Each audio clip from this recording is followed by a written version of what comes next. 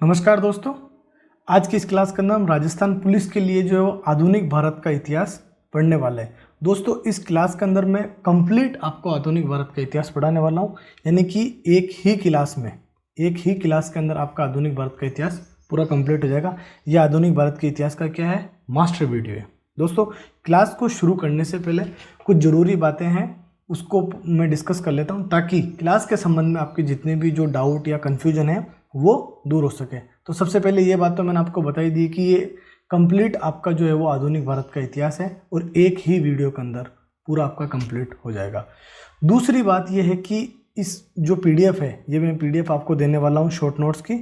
इस पीडीएफ को आप अध्यापन पॉइंट का जो टेलीग्राम चैनल है वहाँ से जो है वो आप डाउनलोड कर सकते हो, या फिर मैं इसका जो लिंक है अपने वीडियो के डिस्क्रिप्शन में भी डाल दूंगा, वहाँ से जाके भी आप जो है वो इसको डाउनलोड कर सकते हो।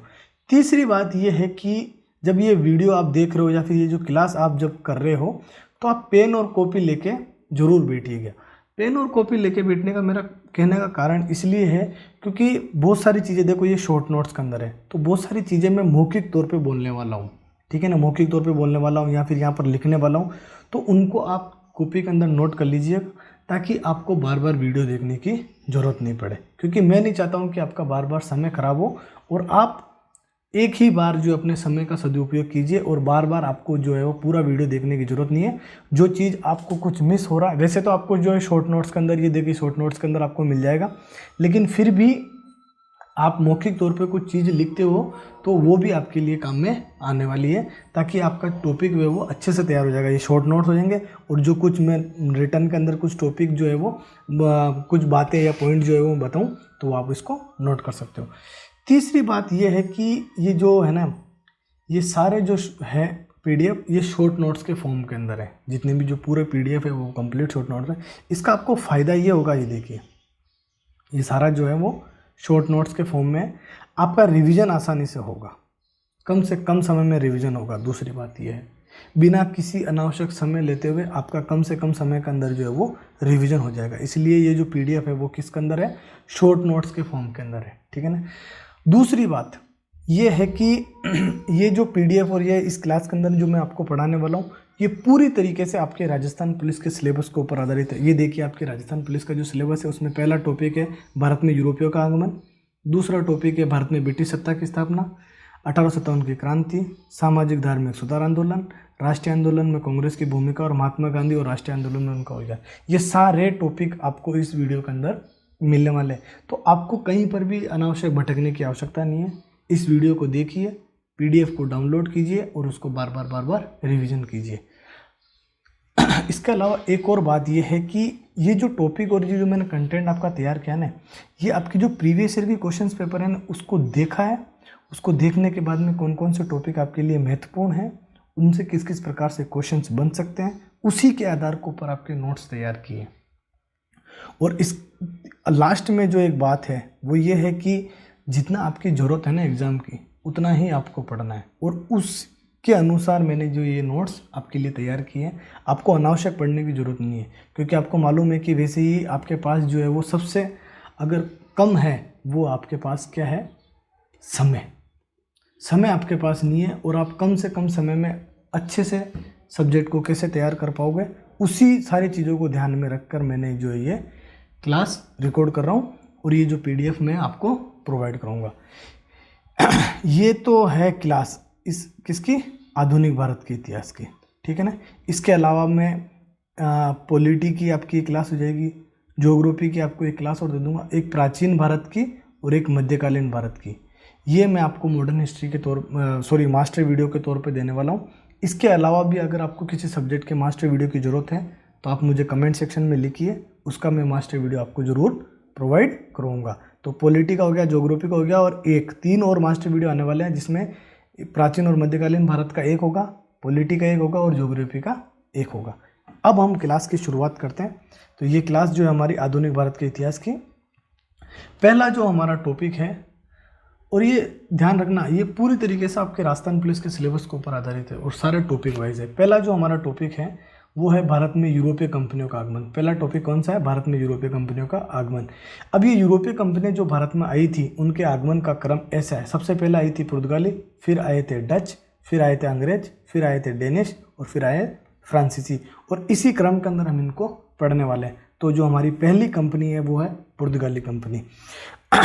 पुर्तगाली कंपनी जब भारत में आती है उससे पहले एक पुर्तगाली यात्री वास्को डी गामा नामक यात्री जो है वो 1498 में भारत की यात्रा पर आता है। अब ये भारत जो है ना ये यहाँ पर आता है, वास्को डी गामा। यहाँ पर कालीकट एक स्थान है, कालीकट का स्थान के ऊपर 1498 में वास्को डी गामा पहुँचता है और यहाँ का शासक जमोरिन इसका जो है वो स्वागत करता है। कुछ दिन जब वास्को डी गामा यहाँ पर रहने के बाद में वापस पुर्तगाल लौटता है तो ये अपने साथ मसाले लेके जाता है। क्या लेके जाता है? मसाले लेके जाता है। अब इन मसालों को जब ये पुर्तगाल के अंदर बेचता है तो उनको 60 गुना दाम के ऊपर बेचता है।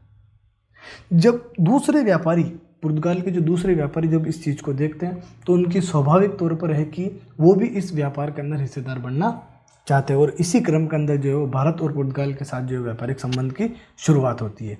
आगे चलकर पुर्तगाली ईस्ट इंडिया कंपनी की स्थापना होती है और इसके द्वारा जो है वो 1503 के अंदर कोचीन के अंदर, कहाँ पर अपनी प्रथम फैक्ट्री स्थापना करते हैं पुर्तगाली?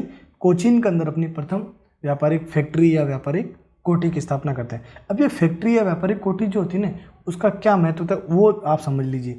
ये क्या करते थे, भारत के अलग अलग स्थानों से माल इकट्ठा करते थे और इस फैक्ट्री के अंदर जो है वो इसको गोदाम या भंडार गृह के तौर पे इस्तेमाल करते थे। यहाँ से फिर अपने जहाज़ों के अंदर जो है वो सामान को या जो भी वस्तुएं भारत से लेके जाते थे उनको लोड करते थे और पुर्तगाल पहुँचाते थे। इसलिए ये जो है वो अलग अलग जितनी भी व्यापारिक कंपनी आती है भारत के अंदर अलग अलग जगह पर अलग अलग व्यापारिक कोठियाँ स्थापित करती है। लेकिन हमें जो प्रथम व्यापारिक फैक्ट्री या व्यापारिक कोठी जो स्थापित करता है उसको हमें ध्यान रखना है।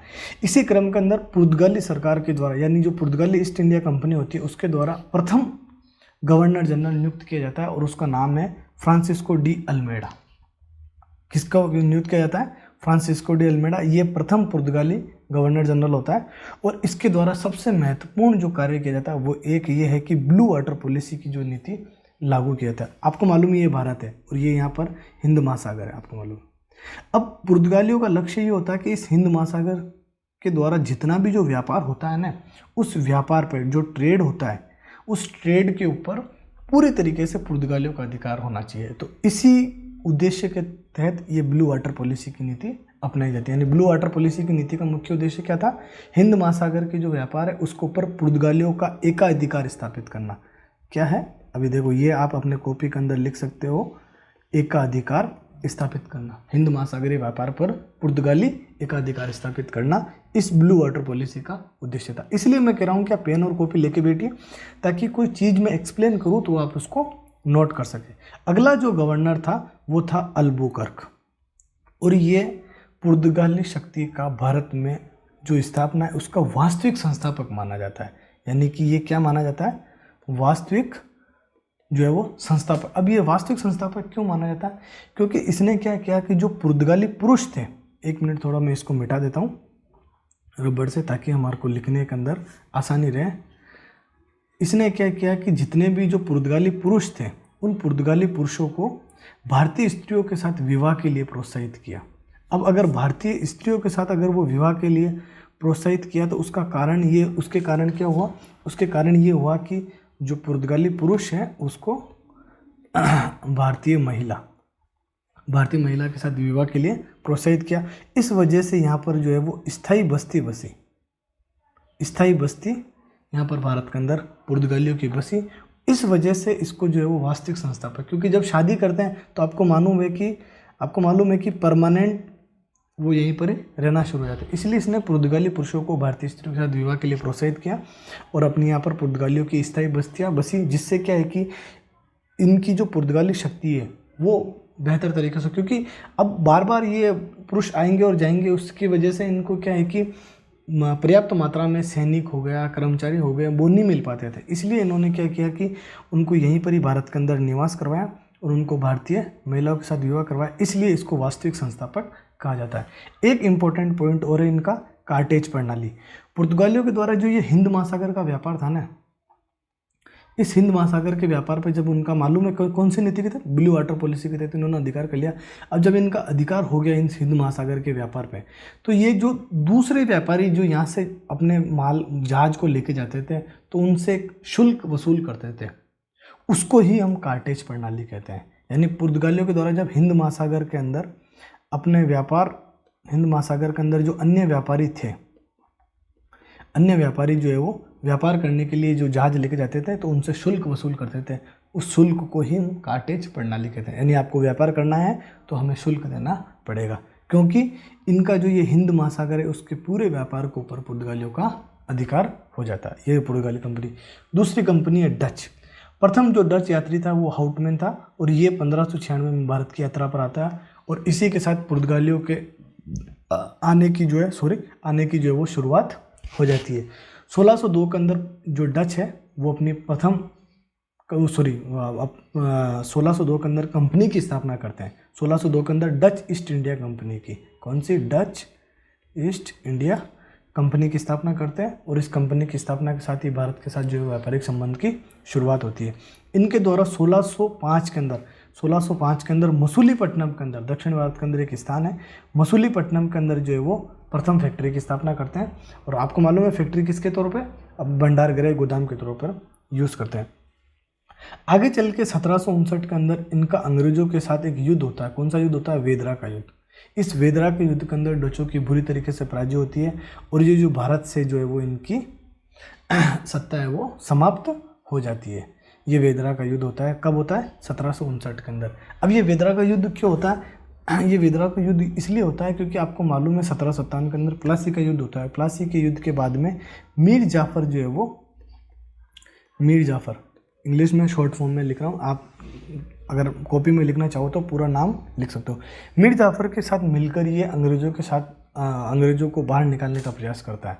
लेकिन इस षड्यंत्र का क्या है कि अंग्रेज़ों को पता चल जाता है। अंग्रेज़ों को जब पता चल जाता है तो वो सबसे पहले डचों को पराजित करते हैं और फिर मीर जाफर को बंगाल के नवाब के पद से हटाकर मीर कासिम को, किसको, मीर कासिम को नवाब के पद बना देते हैं। ये एक एक्सप्लेनेशन था। ये 4 पॉइंट आप ध्यान रखना डचों के संबंध में कि प्रथम डच कौन था, डच हाउटमैन था। 1602 के अंदर इन्होंने कंपनी की स्थापना करी। 1605 के अंदर मसूलीपट्टनम के अंदर इन्होंने फैक्ट्री की स्थापना करी और बेदरा के युद्ध में अंग्रेजों से ये पराजित होते हैं और इनकी पराजय के बाद भारत से इनकी जो है वो सत्ता की जो है वो समाप्ति हो जाती है। अगली जो कंपनी है अंग्रेज, और ये सबसे शक्तिशाली कंपनी थी और ये इन्होंने ही जो है वो 200 सालों तक भारत के ऊपर अधिकार किया और राज किया। 1599 के अंदर ईस्ट इंडिया कंपनी की स्थापना करते हैं और इस कंपनी की स्थापना के साथ ही भारत के साथ जो है वो व्यापारिक संबंध की शुरुआत होती है। जब ये कंपनी की स्थापना करते हैं तब इंग्लैंड की महारानी जो है उनसे ये पूर्व के साथ, ये देखिए ये इधर इंग्लैंड है और ये इधर व्यापार है, व्यापार क्या भारत है, तो पूर्व के साथ व्यापार की अनुमति लेते हैं ये महारानी से और महारानी 15 वर्षों के लिए इनको अनुमति देती है। आगे चल के जेम्स जो है वो जेम्स फर्स्ट के द्वारा जो ये अनुमति दी जाती है कंपनी को, इसको अनिश्चित काल के लिए बढ़ा दिया जाता है। थोड़ा इसको मैं मिटा देता हूँ ताकि हमें लिखने के अंदर आसानी रहे, ठीक है ना। अगला पॉइंट है हमारा 1613 के अंदर ये जो है वो सूरत के अंदर व्यापारिक कोठी की स्थापना करते हैं। इससे पहले जो है वो 1608 में अंग्रेज जो है वो जहांगीर के दरबार के अंदर जाते हैं और वहाँ पर सूरत के अंदर व्यापारिक कोठी खोलने के लिए अनुमति मांगते हैं, लेकिन ये अनुमति इनको नहीं मिलती है। तो अनुमति नहीं मिलती है, आगे चलकर इनको ये जो अनुमति है वो कब मिलती है, 1613 के अंदर ये जो है वो अपनी सूरत के अंदर व्यापारिक फैक्ट्री की स्थापना करते हैं और ये सूरत में व्यापारिक फैक्ट्री की स्थापना के साथ ही जो है वो उत्तर भारत के अंदर, ये आप देखिए ये उत्तर, ये यहाँ पर सूरत है, सूरत के अंदर व्यापारिक कोठी की स्थापना करते हैं और व्यापार की शुरुआत करते हैं। आगे चलकर 1615 के अंदर टॉमस रॉय जो है वो जहांगीर के दरबार के अंदर उपस्थित होता है और जितना भी मुगल क्षेत्र है, यानी कि जहाँ जहाँ मुगल साम्राज्य की स्थापना है, मुगल क्षेत्र है भारत के अंदर पूरा, उस पूरे मुगल क्षेत्र के अंदर अंग्रेजों को व्यापारिक कोठियाँ खोलने की अनुमति मिल जाती है और व्यापार करने की अनुमति मिल जाती है। 1661 के अंदर ईस्ट इंडिया कंपनी को, किसको, ईस्ट इंडिया कंपनी को जो है वो बॉम्बे की प्राप्ति होती है। किसकी प्राप्ति होती है? अब ये बॉम्बे की प्राप्ति कैसे होती है? होता क्या है कि पुर्तगाल की राजकुमारी होती है जिसका नाम होता है कैथरीन। क्या नाम होता है? कैथरीन। इसका विवाह जो है वो ब्रिटिश राजकुमार के साथ होता है। जब ब्रिटिश राजकुमार के साथ विवाह होता है इसका, तो पुर्तगालियों के द्वारा ब्रिटिश राज परिवार को जो है वो बॉम्बे दहेज के अंदर दिया जाता है। अब आप देखिए शादी किसकी हो रही है और दहेज के अंदर किसी दूसरे देश का स्थान दिया जा रहा है। क्यों? क्योंकि उनका अधिकार था। अब जब उनका अधिकार था तो बॉम्बे इनको ब्रिटिश राज परिवार को दहेज में मिलता है। आगे चलकर ये जो है बॉम्बे ईस्ट इंडिया कंपनी को, ब्रिटिश जो राज परिवार है वो ईस्ट इंडिया कंपनी को जो है बॉम्बे की बेच देता है। इस प्रकार से ईस्ट इंडिया कंपनी को बॉम्बे प्राप्त होता है। और जब ईस्ट इंडिया कंपनी को बॉम्बे मिल जाता है तो उनका जो सूरत ये था, सूरत, इसकी बजाय ये यहाँ पर आपको मालूम है बॉम्बे है, ये बॉम्बे है, इस बॉम्बे को ये अपने व्यापारिक केंद्र, मुख्य केंद्र बना लेते हैं। पश्चिमी भारत का मुख्य केंद्र जो है वो बॉम्बे बन जाता है जब इनको बॉम्बे मिलता है तो। और ये बॉम्बे इनको 1661 में तो ब्रिटिश राज परिवार को मिलता है, 1668 में ईस्ट इंडिया कंपनी को मिलता है और इनकी मुख्य व्यापारिक केंद्र बन जाता है। 1698 में जॉब चोरनोक के द्वारा कलकत्ता की स्थापना होती है। अब जॉब चोरनोक को अजी मुशान शाह उस समय बंगाल का सूबेदार होता है। वो एक तो सुल्तानती, कोलिकाता और गोविंदपुर, इन तीनों गांवों की जो है वो जमींदारी देता है ईस्ट इंडिया कंपनी को। इन तीनों गांवों को मिलाकर फोर्ट विलियम ऑफ कोलकाता यानी कलकत्ता की स्थापना होती है। किसके द्वारा की जाती है? जॉब चोरनोक के द्वारा इसकी स्थापना की जाती है। 1717 के अंदर एक ब्रिटिश डॉक्टर के द्वारा यानी अंग्रेज डॉक्टर के द्वारा जो मुगल सम्राट है फर्रुख शियार, किसका? फर्रुख शियार का जो है वो इलाज किया जाता है। अब जब इलाज किया जाता है तो जो मुगल सम्राट है वो खुश होता है तो वो अंग्रेज़ों को बंगाल के अंदर, कहाँ पर? बंगाल के अंदर व्यापार के लिए जो है वो शुल्क मुक्त व्यापार की उनको अनुमति मिल जाती है बंगाल के अंदर। तो ये अंग्रेज़ों का था, अंग्रेज कंपनी। अगली जो कंपनी है वो डेनिश, ये तो इतनी इंपॉर्टेंट कंपनी नहीं है। 1616 के अंदर ये प्रथम अपनी व्यापारिक फैक्ट्री की स्थापना करते हैं और नियमित किसी के साथ संघर्ष या युद्ध नहीं होता है। और 1645 के अंदर ये जितने भी अपनी व्यापारिक कोठियाँ हैं वो अंग्रेज़ों को बेचकर वापस चले जाते हैं, ये डेनिश। अगली जो हमारी कंपनी है वो है फ्रांसीसी कंपनी। फ्रांसीसी कंपनी की स्थापना जो 1664 के अंदर फ्रांसीसी ईस्ट इंडिया कंपनी की स्थापना होती है। किसकी? फ्रांसीसी ईस्ट इंडिया कंपनी की स्थापना करते हैं और भारत के साथ व्यापारिक संबंध की शुरुआत होती है। आगे चल के 1668 के अंदर ये कहाँ पर? ये भी सूरत के अंदर। ये देखिए, ये हमारा भारत, ये यहाँ पर सूरत है। नक्शा देखो, पेन से थोड़ा सीधा नहीं बन पा रहा है, लेकिन समझना आपका इम्पोर्टेंट है, वो दूसरी चीज़ इम्पोर्टेंट नहीं है, आपका समझना इम्पोर्टेंट है। तो सूरत के अंदर जो ये प्रथम फैक्ट्री की स्थापना करते हैं, ठीक है ना। प्रथम फैक्ट्री की फ्रांसीसी स्थापना करके व्यापार की जो है वो शुरुआत करते हैं। आगे चलकर इनका अंग्रेज़ों के साथ संघर्ष होता है। वो कर्नाटक के 3 युद्ध होते हैं। इन 3 युद्ध में जो निर्णायक युद्ध होता है 1660 के अंदर वांडीवाश का युद्ध। इस वांडीवाश का युद्ध जो है वो किस किस के बीच में? फ्रांसीसी और अंग्रेज़ों के बीच के अंदर ये युद्ध होता है और इस युद्ध के अंदर फ्रांसीसियों की बुरी तरीके से पराजय होती है। तो इसके बाद में जो फ्रांसीसियों की जो राजनीतिक, जो पॉलिटिकल पावर इस्टेब्लिश करने की जो उनकी मंशा होती है वो मंशा खत्म हो जाती है और ये केवल व्यापारी बन के, और कुछ जो क्षेत्र है जैसे पांडिचेरी और माहे, चंद्रनगर, ऐसे जो सीमित क्षेत्र है वहाँ से केवल ये व्यापार करते हैं। इनकी जो सत्ता है वो काफ़ी कमज़ोर हो जाती है। तो ये पहला जो हमारा टॉपिक था, भारत में यूरोपीय कंपनियों का आगमन, वो पढ़ लिया हमने। पुर्तगाली पढ़ लिया, डच पढ़ लिया, अंग्रेज पढ़ लिया, डेनिश पढ़ लिया और फ्रांसीसी पढ़ लिया। नेक्स्ट हमारा टॉपिक है अंग्रेज़ों की भारत यानी ब्रिटिश साम्राज्य विस्तार। कैसे अंग्रेज़ों ने जो है वो बंगाल पर अधिकार किया, मैसूर को ऊपर अधिकार किया, मराठों को जीता, पंजाब को ऊपर अधिकार किया और अवध को ऊपर अधिकार किया। ये ब्रिटिश साम्राज्य विस्तार के मुख्य पॉइंट है। उसमें हम सबसे पहले देखते हैं। देखो, अब इसमें पूरा मैं डिटेल में नहीं जाने वाला हूँ कि बंगाल में कौन नवाब था, कौन नवाब बना, कौन क्या था, नहीं। जो आपके एग्जाम के लिए इम्पोर्टेंट है वही चीज़ मैं इसके अंदर डिस्कस करूँगा। तो बंगाल के ऊपर अधिकार के अंदर पहला इनका अंग्रेज और बंगाल के जो नवाब है उसके बीच में युद्ध होता है और पहला जो महत्वपूर्ण युद्ध होता है वो है प्लासी का युद्ध। 23 जून 1757 को प्लासी का युद्ध होता है। इस युद्ध के समय बंगाल का जो नवाब होता है वो कौन होता है? सिराजुद्दौला। ये चीज़ आपको ध्यान रखनी है। अब उस नवाब का जो सेनापति कौन होता है? ये होता है मीर जाफ़र। मीर जाफ़र। और अंग्रेजी सेना का नेतृत्व कौन करता है? Robert Clive. ये रॉबर्ट क्लाइव, ये अंग्रेजी सेना का नेतृत्व करता है। लेकिन अब ये इस युद्ध को समझ लीजिए, प्लासी के युद्ध के अंदर जो है वो नवाब, जो बंगाल का नवाब है, इसकी पराजय होती है। इसकी पराजय क्यों होती है? क्योंकि रॉबर्ट क्लाइव जो है जितने भी बंगाल का, जैसे ये सेनापति है, बंगाल का सेठ है, और जो नवाब के विद्रोही होते हैं ना, उनको अपनी साइड कर लेता है, यानी षड्यंत्र करता है और इनको अपने पक्ष में। तो ये जो सेनापति के नेतृत्व में प्लासी के युद्ध के अंदर जब सेना युद्ध लड़ रही होती है ना, तो ये सेना निष्क्रिय खड़ी रहती है। तो इस निष्क्रिय खड़ी रहती पहले से ही मिला हुआ है, तो फिर इनकी पराजय होना ही स्वाभाविक है। इस वजह से जो है नवाब की, सिराजुद्दौला की इस युद्ध के अंदर पराजय होती है और मीर जाफ़र का पुत्र इसको, सिराजुद्दौला युद्ध मैदान को छोड़ के भाग रहा होता है, उसी समय इनको मार देता है। लेकिन एक पॉइंट आप ध्यान रखना, इम्पोर्टेंट है, मीर मर्दान और मोहनलाल ये सैनिक होते हैं जो नवाब की ओर से वफादारी दिखाते हुए लड़ते हैं, लेकिन इनकी पराजय होती है क्योंकि सेना ही इनके पक्ष में नहीं होती है, इस वजह से इनकी पराजय होती है। अगला जो युद्ध है वो है बक्सर का युद्ध। 22 अक्टूबर 1764 के अंदर बक्सर का युद्ध होता है। इस युद्ध के समय अंग्रेजों का जो सेनापति था वो था हेक्टर मुनरो।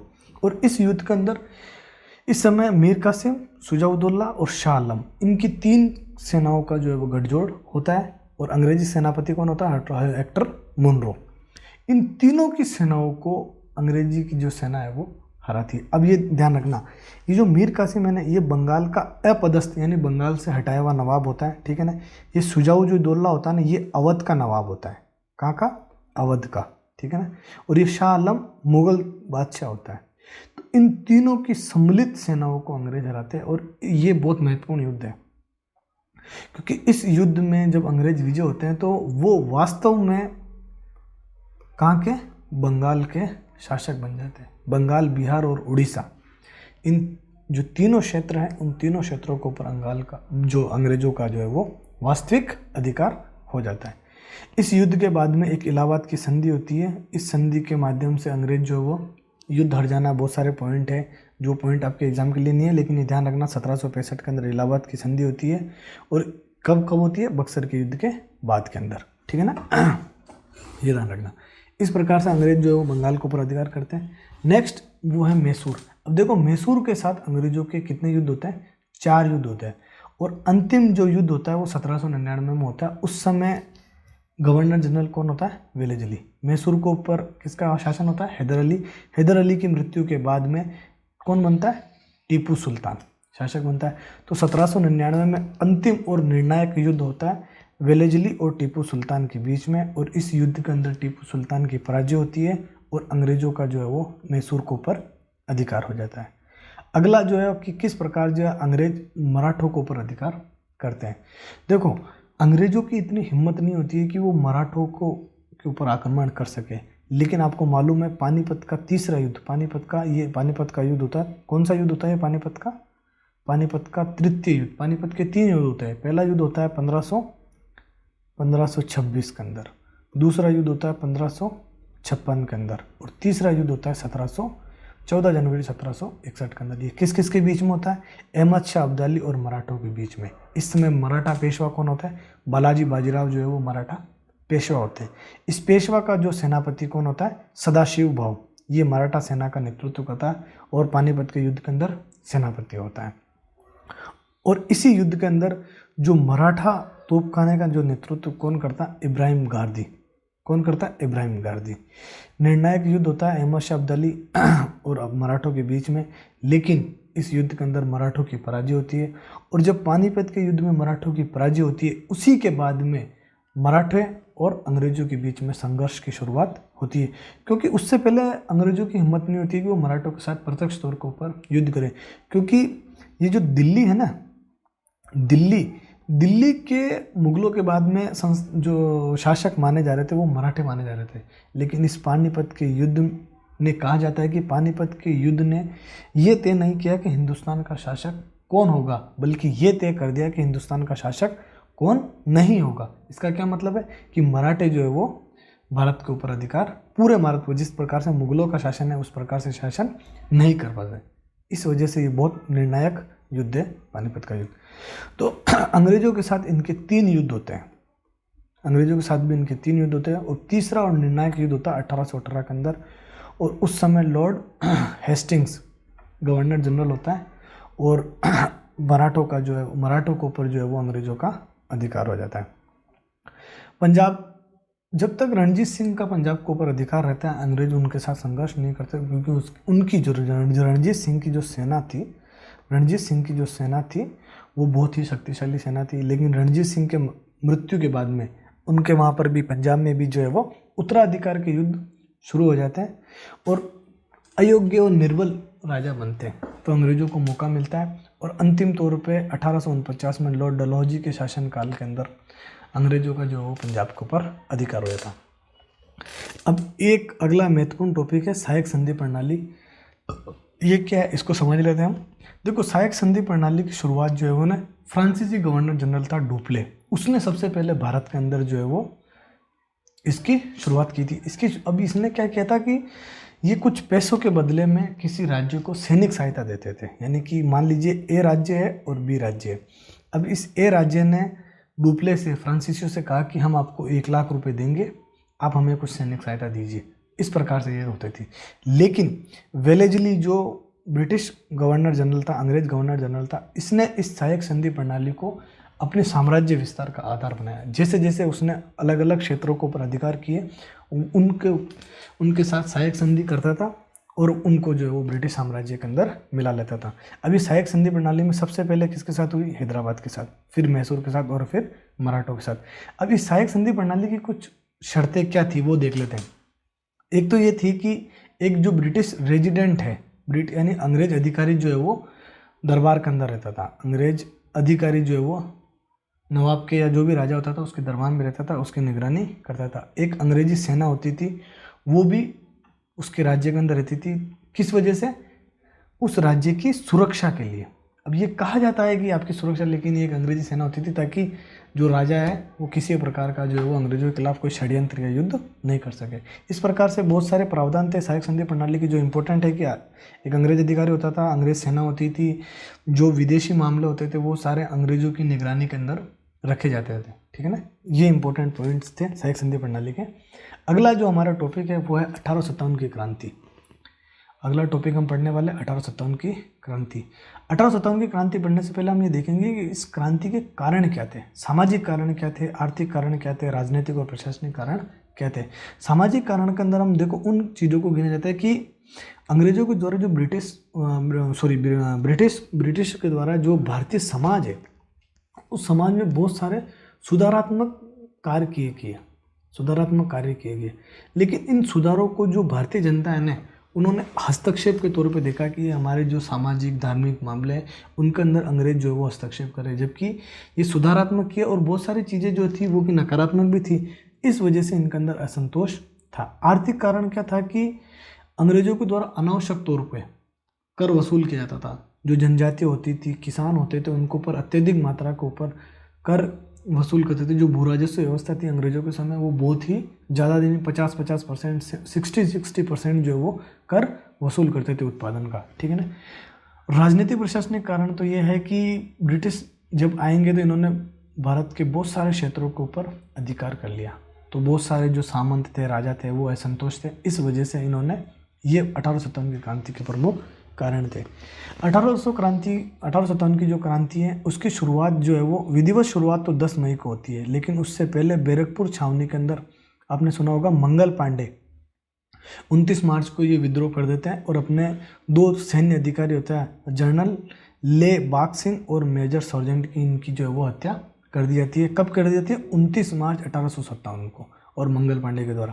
फिर इनको जो है वो फांसी की सजा दी जाती है। लेकिन क्रांति की जो 1857 की क्रांति है उसकी विधिवत शुरुआत कब होती है?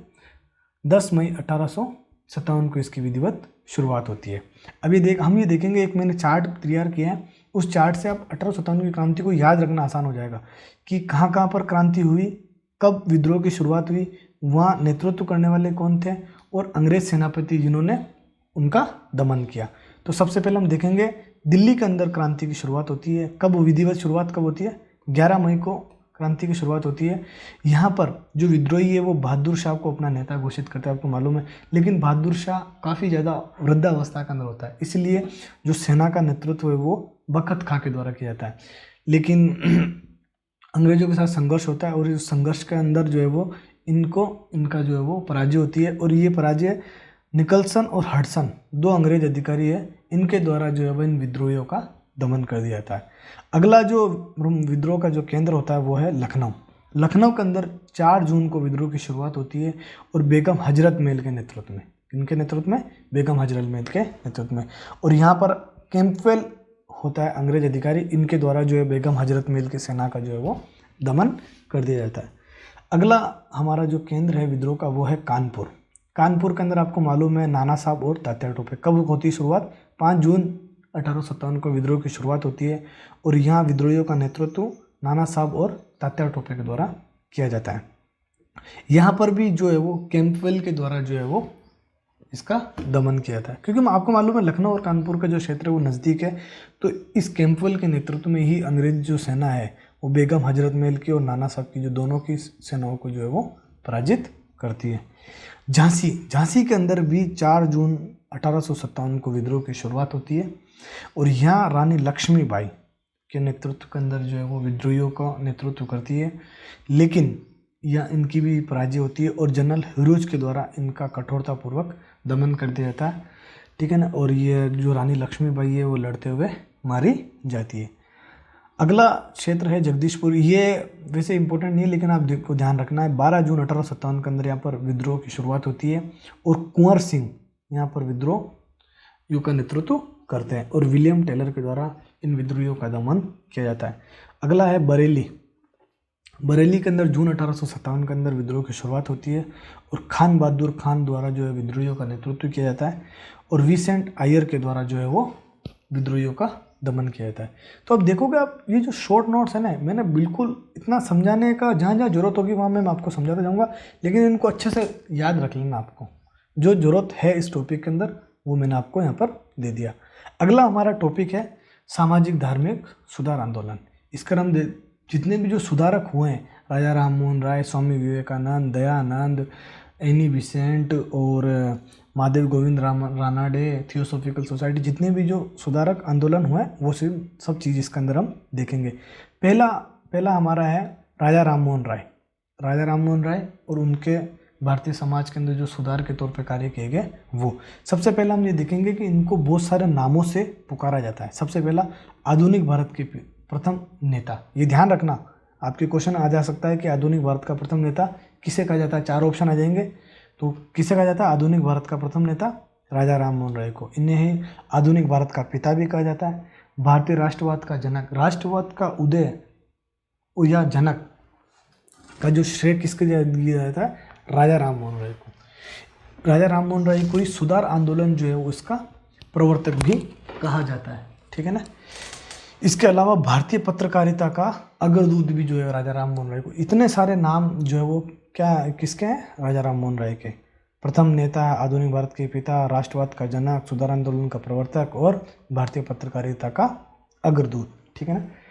अब हम चलते हैं राजा राम मोहन राय के प्रमुख सुधारात्मक जो कार्य थे। धार्मिक क्षेत्र के अंदर इन्होंने क्या किया?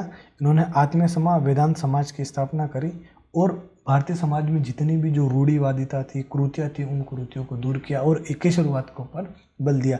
आगे चलकर इन्होंने 1828 के अंदर एक ब्रह्म समाज की स्थापना करी, जिसके अंदर सभी समाज के लोग जो है वो इसकी सदस्यता ले सकते थे और इसके माध्यम से इन्होंने एकेश्वरवाद, यानी ईश्वर एक है, इनका मुख्य उद्देश्य इसी के ऊपर बल देना था। एकेश्वरवाद की जो है वो भावना का विकास करने के ऊपर इन्होंने बल दिया। अगला जो है वो सामाजिक क्षेत्र के अंदर इनके प्रमुख सुधारात्मक कार्य। तो इन्होंने सामाजिक जो जितने भी जातिवाद है, भेदभाव है, उन सभी के ऊपर काम किया। लेकिन एक महत्वपूर्ण, इन्होंने सती प्रथा निरोधक के खिलाफ एक आंदोलन चलाया और इन्हीं के प्रयासों से 1829 के अंदर सती प्रथा निरोधक कानून बना और इस किसके गवर्नर कौन था? William Bentinck. 1829 के अंदर सती प्रथा निरोधक कानून बना, लेकिन किसके प्रयासों से? राजा राम मोहन राय के प्रयासों से। ध्यान रखना। शिक्षा के क्षेत्र में उस समय आप देखिए कि भारत के अंदर कितनी शिक्षा होती थी, लेकिन राजा राम मोहन राय ने 1817 के अंदर हिंदू कॉलेज और 1825 के अंदर वेदांत कॉलेज की स्थापना करी और भारतीयों को शिक्षित करने का जो है वो कार्य किया। पत्रकारिता के अंदर भी इनका योगदान था। इन्होंने मिरातुल अखबार और तोहफत उल अखबार, ये दोनों अखबार जो है वो फारसी भाषा के अंदर निकाला। एक बंगाला भाषा के अंदर संवाद कौमुदी पत्र निकाला और इनके माध्यम से मुख्य उद्देश्य इनका क्या होता था? जागरूकता का। किसका? जागरूकता का जो है वो मुख्य उद्देश्य होता था इन अखबारों के माध्यम से। तो मिरातुल अखबार, संवाद कौमुदी और तोहफत उल मोहिउद्दीन, ये अखबार निकाला। ठीक है ना। देवेंद्रनाथ टैगोर, ये एक चीज़ है, इसको भी हम थोड़ा सा देख लेते हैं देवेंद्रनाथ टैगोर के बारे में। ये जो ब्रह्म समाज है ना, इन ब्रह्म समाज से ही जुड़े हुए थे और इनके द्वारा जो एक तत्वबोधिनी सभा का गठन किया जाता और इसके माध्यम से भी इन्होंने जो है वो एकेश्वरवाद और धर्म के क्षेत्र के अंदर जितने भी जो कर्मकांड, आडंबर है, उनको दूर करने का प्रयास किया। इन्होंने एक तत्वबोधिनी पत्रिका भी निकाली जिसके माध्यम से सामाजिक धार्मिक जागरूकता जो है वो फैलाई। ठीक है ना, जागरूकता का जो मुख्य कार्य किया। दूसरे जो हमारे मुख्य सुधारक है वो है दयानंद सरस्वती। दयानंद सरस्वती का जन्म 1824 में हुआ। इनकी मृत्यु 1883 के अंदर हुई थी। गुजरात के अंदर 1824 के अंदर इनका जन्म होता है। इनका जन्म के समय इनका मूल नाम जो मुख्य नाम, जो मूल नाम है वो मूल शंकर होता है। जन्म के समय इनका नाम मूल शंकर होता है। इन्हें हिंदू लूथर की उपाधि दी जाती है। हिंदू लूथर यानी कि हिंदू धर्म के अंदर जो सुधार के जो कार्य किए, इस वजह से इनको हिंदू लूथर की उपाधि दी जाती है। दयानंद सरस्वती के द्वारा ही सबसे पहले स्वराज्य शब्द का प्रयोग किया जाता है। सबसे पहले स्वराज शब्द का प्रयोग करने वाले कौन थे? दयानंद सरस्वती, ध्यान रखना। ठीक है ना। 1875 के अंदर ये आर्य समाज की स्थापना करते हैं और आर्य समाज की स्थापना कहाँ पर की जाती है? बॉम्बे के अंदर। ये देखिए, ये बॉम्बे है। यहाँ बॉम्बे के अंदर जो है वो आर्य समाज की स्थापना करते हैं और आर्य समाज के द्वारा ही सामाजिक धार्मिक क्षेत्र के अंदर सुधार के बहुत सारे कार्य किया था। धार्मिक क्षेत्र के जो उनके महत्वपूर्ण कार्य हैं वो ये है कि इन्होंने सबसे पहले एक तो वेदों की ओर लौटो का नारा दिया। जो प्राचीन ऋग्वेदिक काल की जो अवस्था थी उस वेदों की ओर लौटने का, या उनके विचार, जो वेदों के जो विचार हैं उनको अपनाने के ऊपर इन्होंने बल दिया। दूसरा, इनके द्वारा एक शुद्धि आंदोलन चलाया गया। अभी शुद्धि आंदोलन क्या था? बेसिकली जो पहले हिंदू थे लेकिन बाद में किसी दबाव से, डर से जो मुस्लिम धर्म उन्होंने अपना लिया था, उनको वापस जो है वो हिंदू धर्म के अंदर लाने का इनका प्रयास था। इस वजह से ये शुद्धि आंदोलन था। जो प्राचीन हिंदू थे उन्होंने मुस्लिम धर्म अपना दिया, वो वापस अगर हिंदू बनना चाहे या हिंदू धर्म को अपनाना चाहे तो ये शुद्धि आंदोलन के माध्यम से वो हिंदू धर्म को अपना सकते हैं। सामाजिक क्षेत्र के अंदर इन्होंने भी बेसिक कार्य की, सामाजिक समानता के ऊपर बल दिया। चाहे स्त्री हो या पुरुष हो, सबको पढ़ने का, वेद पढ़ने का अधिकार है, सबको शिक्षा प्राप्त करने का अधिकार है। सामाजिक कुरीतियाँ, भेदभाव, रूढ़िवादिता, उन सब का इन्होंने जो है वो विरोध किया। शिक्षा के क्षेत्र के अंदर भी इनका महत्वपूर्ण योगदान है। दयानंद एग्लो वैदिक कॉलेज, लाला लाजपत राय और हंसराज के द्वारा इसकी स्थापना की गई थी और इसमें दयानंद एग्लो वैदिक कॉलेज के अंदर जो अंग्रेजी भाषा के अंदर शिक्षा दी जाती थी। गुरुकुल कांगड़ी, लेखराम और मुंशीराम ने इसकी स्थापना कहाँ पर करी थी? हरिद्वार के अंदर इसकी स्थापना की थी। और प्राचीन जो गुरुकुल पद्धति के अंदर जो शिक्षा होती थी, तो इन्होंने आधुनिकता और प्राचीन दोनों के मध्य सामंजस्य का प्रयास किया गया। ठीक है ना।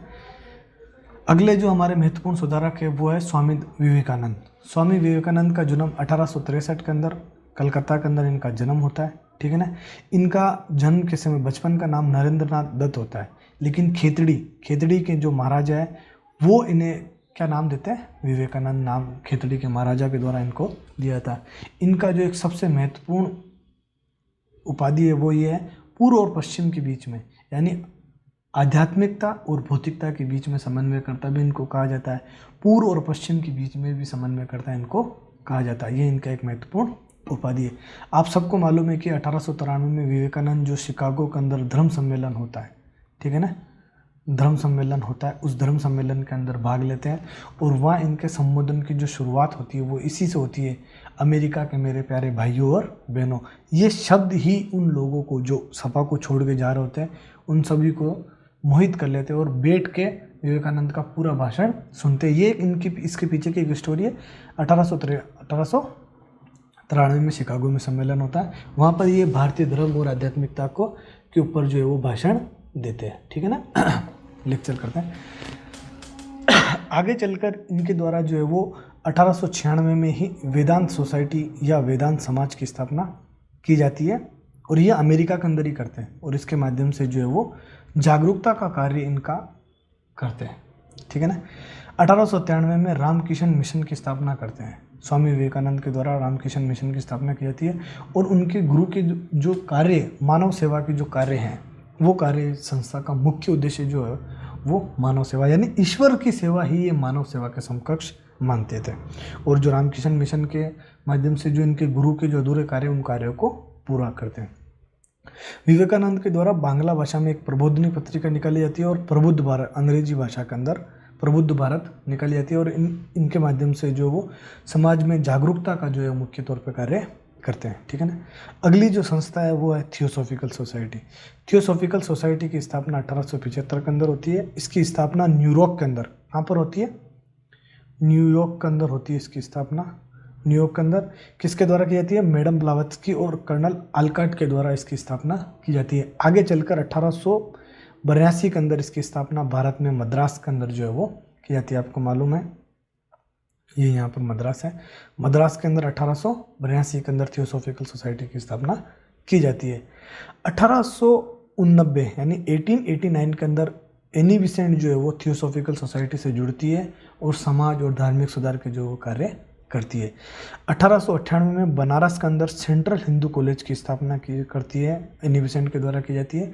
यही आगे चलकर BHU जो बनारस हिंदू यूनिवर्सिटी है वो बनती है। एनी बिसेंट के द्वारा ही 1917 के अंदर जो कांग्रेस का अधिवेशन होता है, आपको मालूम है कि भारतीय राष्ट्रीय कांग्रेस के हर साल अधिवेशन होते थे, तो उसकी अध्यक्षता 1917 का जो कोलकाता का अधिवेशन है उसकी अध्यक्षता जो है एनी बिसेंट के द्वारा की जाती है। इनके द्वारा 2 समाचार पत्र भी निकाले जाते हैं, न्यू इंडिया और कॉमनवेल्थ। इनको आप याद रखना, एनी बिसेंट के 2 समाचार पत्र हैं, न्यू इंडिया और कॉमनवेल्थ। आगे चलकर 1916 के अंदर ये होम रूल लीग की मद्रास के अंदर होम रूल लीग का गठन करती है और संवैधानिक माध्यम से, बिना किसी बहिष्कार या स्वदेशी आंदोलन किए हुए संवैधानिक माध्यम से जो है वो स्वशासन की मांग करती है। तो होम रूल लीग आंदोलन से भी एनी बिसेंट जुड़ी हुई होती है। अगला जो संस्था है वो है प्रार्थना समाज। प्रार्थना समाज की स्थापना किसके द्वारा की जाती है? महादेव गोविंद रानाडे और आत्माराम पांडुरंग के द्वारा इसकी स्थापना की जाती है। ये आप देखिए कहाँ पर? ये बॉम्बे के अंदर इसकी स्थापना की जाती है।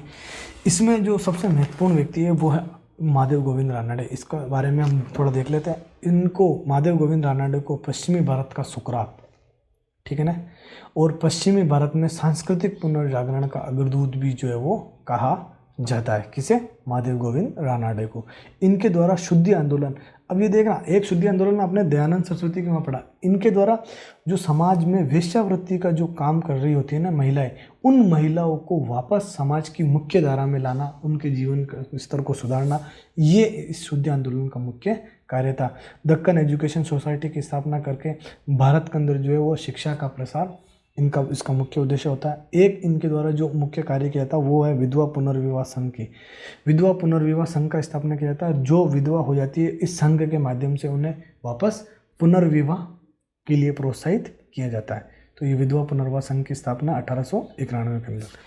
अगला जो मुख्य आंदोलन है वो है अलीगढ़ आंदोलन, और ये आंदोलन जो है वो मुख्य तौर पे सैयद अहमद खां से जुड़ा हुआ है। सैयद अहमद खां के द्वारा अलीगढ़ आंदोलन की चलाया जाता है और इसके माध्यम से मुस्लिम धर्म के अंदर जो सामाजिक धार्मिक जो कुरीतियाँ हैं, जो धार्मिक आडंबर हैं, उनके माध्यम से, इस आंदोलन के माध्यम से जो है वो इसमें सुधार करने का प्रयास किया जाता है मुस्लिम धर्म के अंदर। इनके द्वारा तहजीब उल अखलाक एक समाचार पत्र जो है वो निकाला जाता है और इसके माध्यम से क्या, वही समाज सुधार या जागरूकता का कार्य किया जाता है।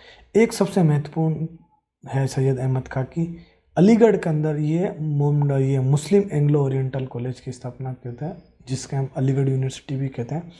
मुस्लिम एंग्लो ओरिएंटल कॉलेज की स्थापना किसके द्वारा? सैयद अहमद खां के। और इसके माध्यम से जो मुस्लिम समाज को आधुनिक शिक्षा है ना, उस आधुनिक शिक्षा प्रदान की जाती है, ठीक है ना। अब देखिए, ये जितने भी समाज सुधारक है ये महत्वपूर्ण थे, वो मैंने पढ़ लिए, अब आपको मैंने पढ़ा दिए। अब ये क्या है कि जितने भी जो समाचार पत्र है और किनके द्वारा लिखे गए, इसमें समझाने का कुछ नहीं है। देखो, जो समाज कौमुदी मिरातुल मिरातुल अखबार, राजा राम मोहन राय। तो ये पढ़ने का है, तो आप ये इस जो स्लाइड मैंने दे रखी है, इस स्लाइड को जितने भी मैंने महत्वपूर्ण समाचार पत्र हो सकते थे वो मैंने यहाँ पर दे दिए, तो आप इनको पढ़ लेना, ठीक है ना। ये देखिए, उसके बाद में ये संगठन है किसके द्वारा, कौन से संगठन की स्थापना की है। बहुत बार आपके एग्जाम, क्योंकि आपके राजस्थान पुलिस एग्जाम के अंदर फैक्चुअल क्वेश्चन आप उससे पूछते हैं, तो जितनी भी ये संस्थाएं हैं ना, इन संस्थाओं को आप याद कर लेना। तो ये पत्र पत्रिका और संगठन है, इनमें समझाने का नहीं, ये याद करने का। और इनको याद करने का एक सबसे आसान तरीका क्या है कि आप रोज़ सुबह 15 से 20 मिनट आप दीजिए, कितने 15 से 20 मिनट आप लगाइए, और एक बार इनको रटना नहीं है, केवल एक बार इनकी रीडिंग करनी है कि आत्म समाज वेदांत कॉलेज और ब्रह्म समाज की स्थापना किसने की, राजा राम मोहन राय ने। यंग बंगाल आंदोलन किसने किया, से किससे संबंधित है, हेनरी विवियन डेरिजियो से। तत्वबोधनी समाज की देवेंद्रनाथ टैगोर। इनमें से बहुत सारी जो सभाएं हैं ना, वो जहाँ जहाँ टॉपिक आएंगे ना वहाँ पढ़ भी लेंगे, कुछ ही जो है वो संस्थाएं बचेगी जिनको आपको याद करने की जरूरत पड़ेगी, ठीक है ना। तो ये सारी संस्थाएं। अब ये थोड़ी एक महत्वपूर्ण संस्था है कांग्रेस। आपको मालूम है कि कांग्रेस की स्थापना होती है, उससे पहले भी भारत के अंदर बहुत सारी जो है वो संस्थाएं स्थापित हो चुकी होती है। तो उन महत्वपूर्ण जो कांग्रेस की स्थापना से पूर्व जो राजनीतिक संस्थाएं हैं ना, उनको हम देख लेते हैं। तो ब्रिटिश इंडियन एसोसिएशन की स्थापना 1851 के अंदर होती है और राधाकांत देव के द्वारा इनकी स्थापना की जाती है। ईस्ट इंडिया एसोसिएशन की स्थापना लंदन के अंदर 1866 के अंदर दादा भाई नौरोजी के द्वारा की जाती है। यह भी एक महत्वपूर्ण और सबसे महत्वपूर्ण संस्थान ये है इंडियन एसोसिएशन। एक है इंडियन लीग, इसकी स्थापना 1875 के अंदर शिशिर कुमार घोष के द्वारा की जाती है। यह है सबसे महत्वपूर्ण संस्थान। कांग्रेस से पहले अगर कोई महत्वपूर्ण संस्थान थी तो वो सबसे महत्वपूर्ण संस्थान ये थी इंडियन एसोसिएशन। इसकी स्थापना 1876 के अंदर सुरेंद्रनाथ बनर्जी व आनंद मोहन बोस के द्वारा इसकी स्थापना की जाती है, ठीक है ना। ये एक महत्वपूर्ण संस्थान है। अब हम देखते हैं भारतीय राष्ट्रीय कांग्रेस। आपके लिखा हुआ है ना राष्ट्रीय आंदोलन और कांग्रेस की उसमें भूमिका आंदोलन, वो वाला टॉपिक अब सारे हम डिटेल के अंदर पढ़ने वाले हैं, क्योंकि आपके अधिकतर अगर क्वेश्चंस बनने वाले हैं तो वो राष्ट्रीय आंदोलन से बनते हैं, ठीक है ना।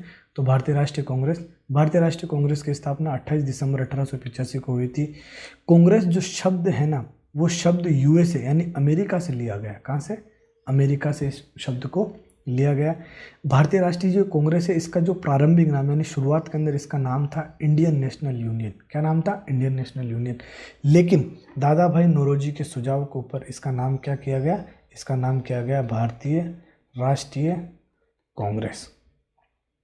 भारतीय राष्ट्रीय कांग्रेस दादा भाई नौरोजी के सुझाव पे, ये ध्यान रखना भारतीय राष्ट्रीय कांग्रेस नाम किसके सुझाव पर पड़ा, दादा भाई नौरोजी के। इसका जो प्रथम सम्मेलन था ना भारतीय राष्ट्रीय कांग्रेस का, वो पुणे के अंदर होने वाला था, लेकिन आपको मालूम है कि वहाँ पर प्लेग फैल जाता है। प्लेग फैलने की वजह से इसका जो प्रथम सम्मेलन है वो बॉम्बे में होता है। बॉम्बे में कहाँ पर होता है, गोपाल दास तेजपाल संस्कृत कॉलेज के अंदर भारतीय राष्ट्रीय कांग्रेस का प्रथम सम्मेलन होता है। और भारतीय राष्ट्रीय कांग्रेस की स्थापना का जो श्रेय है वो ए हो होम, यह एक अंग्रेज अधिकारी होता है, उसको दिया जाता है। इसके प्रथम सम्मेलन के अंदर जो अध्यक्षता कौन करते हैं, उमेश चंद्र बनर्जी के द्वारा जो है वो इसकी अध्यक्षता की जाती है, ठीक है ना। अगला जो अब हम आ रहे आंदोलन पढ़ने वाले हैं, राष्ट्रीय आंदोलन के जो उदारवादी आंदोलन, उग्रवादी आंदोलन, क्रांतिकारी आंदोलन, असहयोग आंदोलन, गांधी जी का आगमन, ये सारे टॉपिक हम इसमें पढ़ने वाले हैं। तो पहला जो है वो है उदारवादी आंदोलन। अब उदारवादी आंदोलन में हमारे को सबसे पहले ध्यान रखना कि कौन कौन से नेता उदारवादी थे और कौन कौन से नेता उग्रवादी थे। दोनों आंदोलन देखो यहाँ मैंने बीच में लग करके देता हूँ, साथ साथ में दे रखे ताकि आपको याद करने में तुलनात्मक जो हम कहते हैं ना कि स्टडी कैसे की जाए, वो स्टडी आपकी यहाँ पर हो सकती है। तो आपसे क्वेश्चन पूछ सकते हैं कि इन निम्न में से कौन से उदारवादी नेता है या कौन से उदारवादी राजनेता है, ठीक है ना, ये ध्यान रखना। तो उदारवादी प्रमुख नेता के अंदर दादा भाई नौरोजी, फिरोज शाह मेहता, रोमेश चंद बनर्जी, सुरेंद्रनाथ बनर्जी, गोपाल कृष्ण गोखले, महादेव गोविंद रानडे, ये जितने भी जो नेता थे, ठीक है ना, ये सारे नेता कौन थे, उदारवादी नेता थे। अब उदारवादी आंदोलन का जो मुख्य उद्देश्य था वो ये था कि संवैधानिक माध्यम से हमें सुधार करना है। ये किसी प्रकार का कोई हिंसात्मक या असहयोगात्मक किसी प्रकार का कोई आंदोलन नहीं करते थे। ये प्रार्थना पत्र, लेटर्स और चिट्ठियों के माध्यम से अंग्रेजों से निवेदन करते थे कि भारत के अंदर भी जो है स्वशासन की स्थापना कीजिए। तो इनका मुख्य उद्देश्य था संवैधानिक माध्यम से सुधार करना, और ये अंग्रेजों के अधीन रहते हुए, अंग्रेजों को भारत से निष्कासित नहीं करना चाहते, अंग्रेजों के अधीन रहते हुए स्वशासन की मांग करते थे। ठीक है ना। ये इनकी जो दो इनकी कार्य पद्धति थी, संवैधानिक माध्यम से सुधार और अंग्रेजों का अधीन रहते हुए स्वशासन की मांग करना। अब इनकी प्रमुख मांगे क्या थी? जो भी ये जितने भी जो लेटर या चिट्ठा होती थी उनके अंदर इनकी निम्नलिखित मांगे ये शामिल करते थे। उसमें ये थी कि जो विधायिका है उसके अंदर भारतीयों की संख्या बढ़ाई जाए, क्योंकि जो आपको मालूम है कि जो भी विधायिका होती थी उसके अंदर कुछ सदस्य भारतीय होते थे और अधिकांश सदस्य जो होते थे वो ब्रिटिश होते थे। इसलिए इनकी मांग होती थी कि विधायिका जो लेजिस्लेटिव है उसके अंदर भारतीयों की संख्या बढ़ाई जाए। दूसरा बात, जो सिविल सेवा, आपको मालूम है कि उस समय भी जो है वो अंग्रेजों की देन ही है सिविल सेवा, तो इन सिविल सेवा के अंदर का भारतीयकरण किया जाए, अधिक से अधिक जो है वो भारतीय व्यक्तियों को इसके अंदर शामिल किया जाए, अंग्रेज अधिकारियों को इसके अंदर शामिल कम किया जाए, भारतीयों को इसके अंदर शामिल किया जाए। दूसरा, अंग्रेजों के द्वारा जो सैन्य खर्च किया जा रहा है उस खर्च को जो है वो हमें कम करने की आवश्यकता है, और जो भारत से धन की निकासी हो रही है उस धन की निकासी को रोकने के लिए भी इन्होंने मांगे की कि जो ब्रिटिश जो भारत का धन जा रहा है उस धन को रोका जाना चाहिए। ठीक है ना। ये इनकी प्रमुख मांगे थी। अगला जो हमारा आंदोलन है वो आंदोलन है उग्रवादी आंदोलन। कौन सा आंदोलन है? उग्रवादी आंदोलन। ठीक है ना। इसके प्रमुख नेता कौन है? अरविंद घोष, बाल गंगाधर तिलक, लाला लाजपत राय और विपिन चंद्र पाल। लाल, ये देखिए आप ध्यान रखना, ये लाल पाल बाल तो हो गया, इसके अलावा अरविंद घोष। ठीक है ना। तीन ये नेता कौन है? ये उग्रवादी आंदोलन से जुड़े हुए। इनका मुख्य लक्ष्य था स्वराज्य की प्राप्ति करना। ठीक है ना। अब इनका जो विश्वास था ना वो संवैधानिक माध्यम से सुधार करने के अंदर इनका विश्वास नहीं था।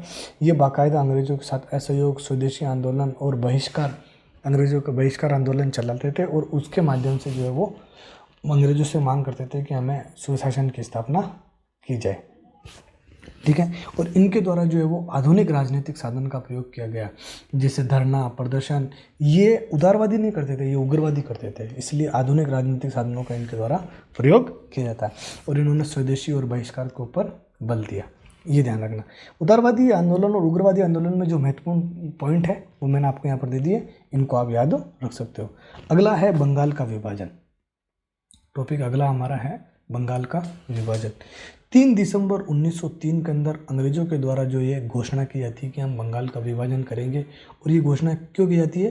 ये अंग्रेजों के द्वारा कारण दिया जाता है कि बंगाल जो है ना वो बहुत बड़ा है और ये प्रशासनिक दृष्टि से, प्रशासनिक यहाँ पर जो प्रशासन है वो सही तरीके से नहीं हो पाता, इस वजह से हमें बंगाल का विभाजन करना है। तो ये 3 दिसंबर 1903 के अंदर घोषणा करते हैं। आगे चलकर 19 जुलाई 1905 के अंदर औपचारिक घोषणा करते हैं, और औपचारिक घोषणा करने का उसका प्रकाशन करते हैं कि हम बंगाल का विभाजन करेंगे। और इस बंगाल के विभाजन को 16 अक्टूबर 1905 के अंदर बंगाल का विभाजन जो है वो लागू कर दिया जाता है। ये 3 डेट अच्छी तरीके से, घोषणा, औपचारिक घोषणा और बंगाल का विभाजन लागू कब हुआ, ये तीनों चीज़ें आप अच्छे से ध्यान रखना। बंगाल विभाजन के समय कर्जन ये भारत का वायसरॉय होता है, फ्रेजर ये बंगाल का गवर्नर होता है, और रिजले, आपको मालूम है गृह सचिव एक ब्रिटिश सरकार का मंत्री जो होता है भारत के मामले देखता था, तो उससे गृह सचिव भी कहा जाता था। तो रिजले उस समय गृह सचिव होता था। अब अंग्रेजों के द्वारा जो क्या होता है कि देखना, ये यहाँ पर हमारा बंगाल है, इस बंगाल को 2 भागों के अंदर बांट दिया जाता है, पश्चिमी बंगाल और पूर्वी बंगाल। ठीक है ना। तो बंगाल को पूर्वी और पश्चिमी भागों के अंदर बांट दिया था। अब इसके वास्तविक कारण क्या थे, अंग्रेजों ने क्यों बंगाल का विभाजन किया? इसका पहला कारण ये है कि जो राष्ट्रवाद है ना उसको कमज़ोर करना चाहता था, क्योंकि बंगाल जो है वो राष्ट्रीय गतिविधियों का मुख्य केंद्र था। इस वजह से अंग्रेज जो है वो राष्ट्रवाद को कमज़ोर करना चाहते थे। दूसरा कारण है सांप्रदायिकता को बढ़ावा, हिंदू और मुस्लिमों के बीच में सांप्रदायिकता को बढ़ावा, क्योंकि और सांप्रदायिकता को बढ़ावा कैसे देते थे? मुस्लिमों के अंदर ये भय उत्पन्न करते थे कि अंग्रेजों के द्वारा आपके सारे अधिकार जो है वो उपयोग किए जा रहे हैं, इसलिए आपको एक अलग प्रांत बना के हम देंगे ताकि वहाँ पर आप केवल मुस्लिम जो है वो रह सके। तो इस प्रकार से फूट डालो और राज करो की नीति के तहत इन्होंने बंगाल का विभाजन किया।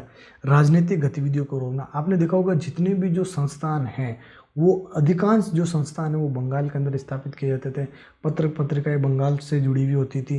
तो बंगाल के अंदर जागरूकता का मुख्य केंद्र होने के कारण और राष्ट्रवाद का मुख्य केंद्र होने के कारण अंग्रेज ये चाहते थे कि इसका विभाजन किया जाए, इसमें फूट डाली जाए और हमारा राज आगे बढ़ाया जाए, वरना अंग्रेज जो है वो ज़्यादा लंबे समय तक भारत के अंदर नहीं रुक पाएंगे। इस वजह से जो है वो बंगाल का विभाजन किया गया।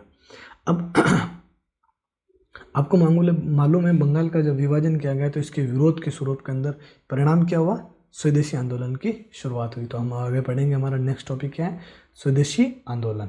ठीक है ना। कब शुरुआत हुई आंदोलन की, 16 अक्टूबर 1905। जिस दिन बंगाल का विभाजन लागू किया गया 16 अक्टूबर 1905, उसी दिन स्वदेशी आंदोलन की शुरुआत की गई। और इस दिन 16 अक्टूबर 1905 के दिन को शोक दिवस के तौर पर मनाया गया। और समाज के सारे जो लोग थे ना, उन सभी लोगों ने इसके अंदर भागीदारी करी और इसको शोक दिवस के तौर पर मनाया गया। रविंद्रनाथ टैगोर के सुझाव के ऊपर इस दिन राखी दिवस भी मनाया गया। अब राखी दिवस के तहत हिंदू और मुसलमानों ने एक दूसरों की कलाइयों के ऊपर राखी बांधी और भाईचारे का प्रदर्शन किया। तो राखी दिवस और शोक दिवस जो है वो मनाया गया। कब मनाया गया, 16 अक्टूबर 1905 के दिन, बंगाल विभाजन के दिन।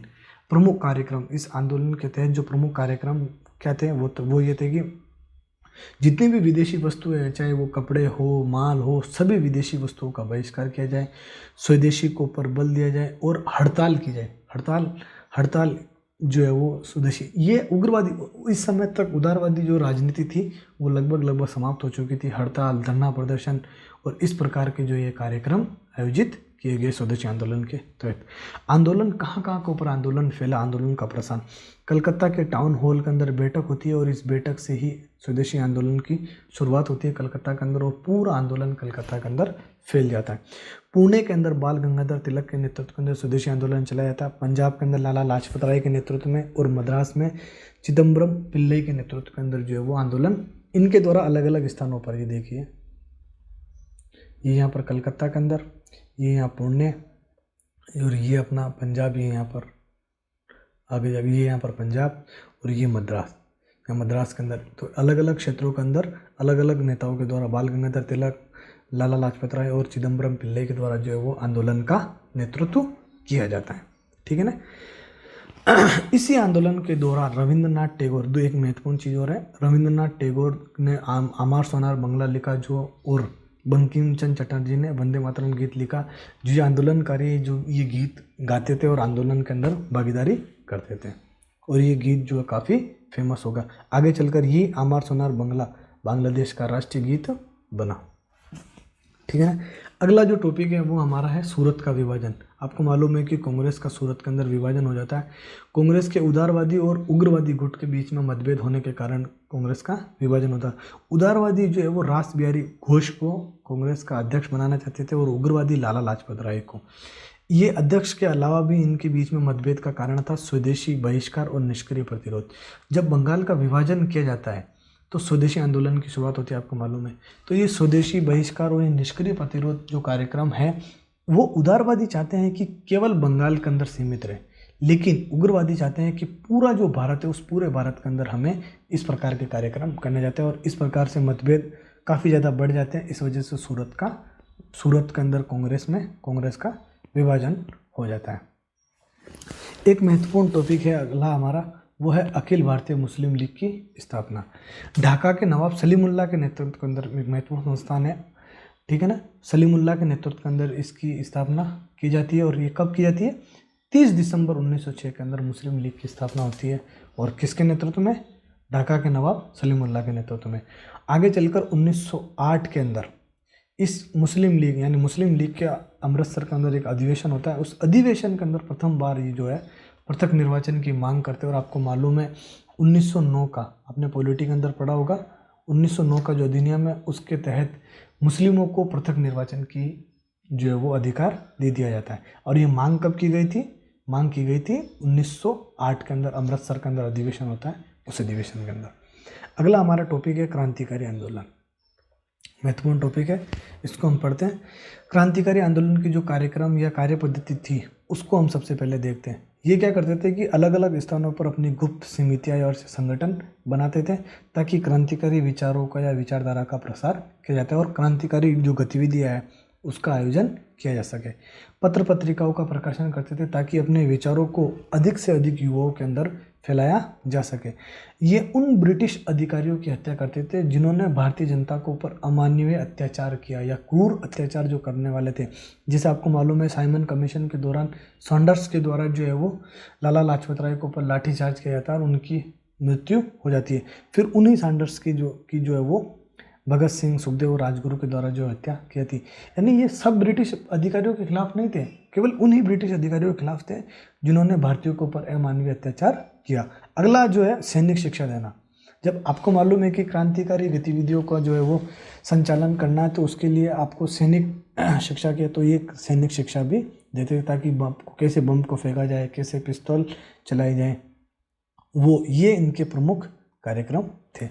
क्रांतिकारियों के महत्वपूर्ण पत्र पत्रिकाएं, देखो आपने वहाँ पर पत्र पत्रिकाएं पढ़ी, लेकिन जो क्रांतिकारी आंदोलन से जुड़ी हुई थी वो मैंने आपको यहाँ पर कुछ महत्वपूर्ण दे दी।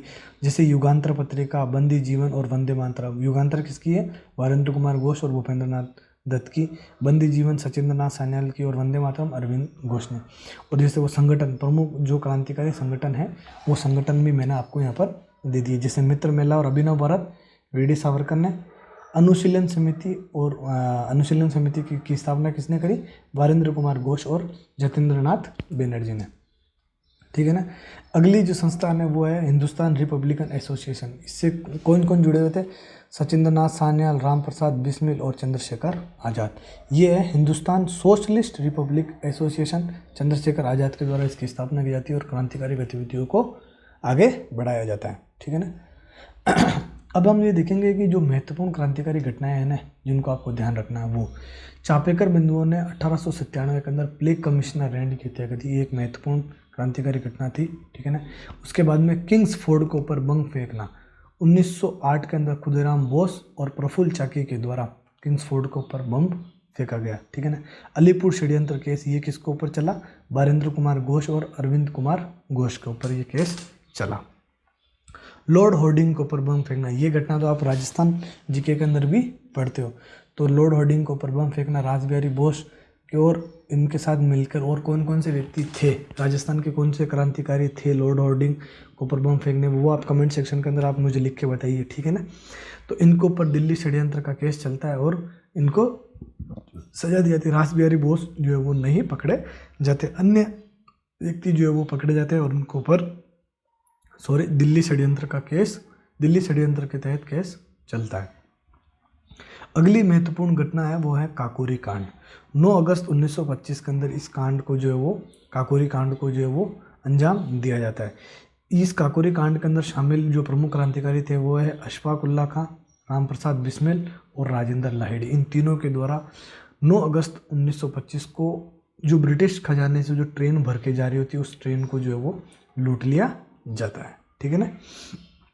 ये देखिए सॉन्डर्स कहते हैं, मैंने आपको इससे पहले भी डिस्कस किया था। 17 दिसंबर 1908 को भगत सिंह, राजगुरु और चंद्रशेखर के द्वारा जो है वो इसको अंजाम दिया जाता है और इनको ऊपर लाहौर षड्यंत्र केस के तहत मुकदमा चलता है। चंद्रशेखर आज़ाद जो है वो पकड़ में नहीं आता है। ठीक है ना। प्रमुख महिला क्रांतिकारी ये भी आप देख लिए, प्रतिलता वाडेकर, सुनीता चौधरी, बीना दास और कल्पना दत्त। ये कुछ प्रमुख महिला क्रांतिकारी थे। तो इस प्रकार से ये क्रांतिकारी आंदोलन था जो इनका भी एक तरीका था राष्ट्रीय आंदोलन के अंदर भारत को आज़ाद कराने का। ठीक है ना। अब पढ़ेंगे हम होम रूल आंदोलन। होम रूल आंदोलन का मुख्य उद्देश्य था कि संवैधानिक माध्यम से स्वशासन की मांग करना, बिना किसी आंदोलन, बिना किसी हिंसा, बिना किसी धरना प्रदर्शन के संवैधानिक माध्यम से यानी लेटर, प्रार्थना पत्र, इनके माध्यम से संवैधानिक माध्यम से जो है वो स्वशासन की मांग करना। ये जो आंदोलन था ना वो आयरलैंड से प्रेरित था और ये आंदोलन बाल गंगाधर तिलक और एनी बेसेंट के द्वारा शुरू किया गया था। तिलक ने पुणे के अंदर अपनी होम रूल लीग की स्थापना करी और सितंबर 1916 के अंदर मद्रास के अंदर एनी बेसेंट के द्वारा होम रूल लीग की स्थापना की और होम रूल आंदोलन चलाया। ठीक है ना। एक मोस्ट इम्पोर्टेंट कांग्रेस का अधिवेशन है, ध्यान रखना, इम्पोर्टेंट है, कांग्रेस का लखनऊ अधिवेशन। इसे लखनऊ समझौता या लीग कांग्रेस समझौता भी कहा जाता है। क्या कहा जाता है? लीग कांग्रेस समझौता या लखनऊ समझौता। इस समझौते के तहत कांग्रेस और मुस्लिम लीग दोनों एक हो जाती है और एक होके राष्ट्रीय आंदोलन जो है वो चलाती है। इस आंदोलन की जो है वो अध्यक्षता किसके द्वारा की जाती है? अंबिका चरण मजूमदार के द्वारा इस अधिवेशन की जो है वो अध्यक्षता की जाती है। ठीक है ना। एनी बेसेंट का जो है महत्वपूर्ण प्रयास रहता है किसके बीच में, कांग्रेस और मुस्लिम लीग के बीच में समझौता कराने का जो महत्वपूर्ण प्रयास है वो एनी बेसेंट के द्वारा किया जाता है। ठीक है, तो ये लखनऊ अधिवेशन। आगे चल के रोलेक्ट एक्ट 1919 महत्वपूर्ण एक एक्ट था, उसके बारे में हम पढ़ लेते हैं। सिडनी रोलेक्ट की सिफारिश के ऊपर की गई थी। अब ये सिडनी रोलेक्ट को सिफारिश क्यों करनी पड़ी? सिफारिश इसलिए करनी पड़ी कि आपको मालूम है कि इस समय अत्यधिक क्रांतिकारी घटनाएं, अराजकतावादी जो घटनाएं होती थी, तो अंग्रेज चाहते थे कि एक ऐसा अधिनियम बनाया जाए जिसके माध्यम से इनको कंट्रोल किया जाए। इसलिए सिडनी रोलेक्ट समिति की स्थापना की जाती है और इस समिति की सिफारिश के ऊपर जो है वो रोलेक्ट एक्ट बनाया जाता है। और क्यों बनाया जाता है? क्रांतिकारी गतिविधियों को नियंत्रित करने के लिए। इस एक्ट को बिना वकील, बिना अपील, बिना दलील वाला कानून भी कहा जाता है। बहुत ही कठोर कानून होता है। इस कानून का जो है वो पूरे भारत के अंदर विरोध शुरू हो जाता है। आपने देखा होगा कि इस आंदोलन के विरोध के दौरान महात्मा गांधी के द्वारा भी जो है वो सत्याग्रह सभा का गठन किया जाता है और इस सत्याग्रह सभा के गठन के बाद ही जो है वो एक देशव्यापी हड़ताल का आयोजन किया जाता है। और ये हड़ताल कब की जाती है? 6 अप्रैल 1919 को जो है वो ये हड़ताल की जाती है। ठीक है ना, 6 अप्रैल 1919 को ये हड़ताल आयोजित की जाती है और इस हड़ताल के तहत जो है वो रोलेक्ट एक्ट का विरोध किया जाता है। अगला जो है वो है जलियांवाला बाग हत्याकांड। ठीक है ना, जलियांवाला बाग हत्याकांड 13 अप्रैल 1919 को जो है वो जलियांवाला बाग हत्याकांड होता है। अभी जलियांवाला हत्याकांड के बारे में पढ़ते हैं। आपको मालूम है कि पंजाब के अंदर 2 जो नेता थे, डॉक्टर सैफुद्दीन किचलू और डॉक्टर सत्यपाल। सैफुद्दीन किचलू और सत्यपाल की जो है वो गिरफ्तारी अंग्रेज़ों के द्वारा की जाती है। इसकी गिरफ्तारी का सांकेतिक विरोध करने के लिए जो व्यक्ति थे वो जलियांवाला बाग के अंदर इकट्ठा होते हैं, लेकिन इस शांतिपूर्ण सभा के ऊपर जनरल डायर के द्वारा जो है वो बिना किसी सूचना या उनको कहा बेटी शांतिपूर्ण सभा कर रही हुई जनता के ऊपर गोलियां बरसा दी जाती, जिसके अंदर 1200 या 1300 के आसपास लोग मर जाते हैं। और अधिकांश लोग, ये जलियांवाला बाग जो होता है ना, उस बाग के अंदर एक कुआं होता है, उस कुएं में कूदने से उनके अनेक मृत्यु हो जाती है।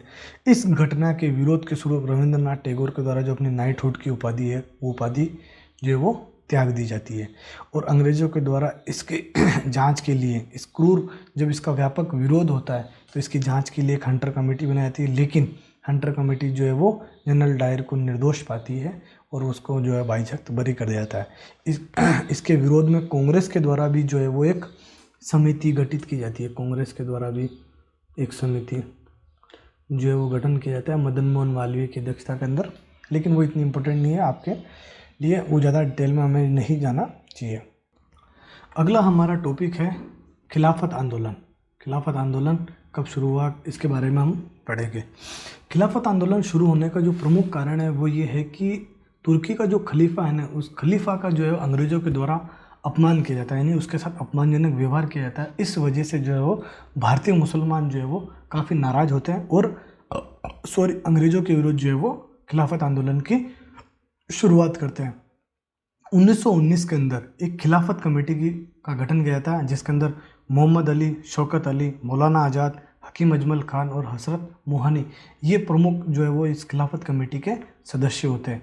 और इन खिलाफत कमेटी जो है वो इस खिलाफत आंदोलन का नेतृत्व करती है। आगे चलकर नवंबर 1919 के अंदर अखिल भारतीय खिलाफत कमेटी का गठन किया जाता है, जिसकी अध्यक्षता महात्मा गांधी के द्वारा की जाती है। और महात्मा गांधी अंग्रेज़ों को चेतावनी देते हैं कि जो मुस्लिमों के जो धार्मिक नेता है, खलीफा है, उनके साथ आप जो है सम्मानपूर्वक व्यवहार किया जाए, वरना आपके साथ खिलाफ जो है वो असहयोग आंदोलन भी शुरू किया जाएगा।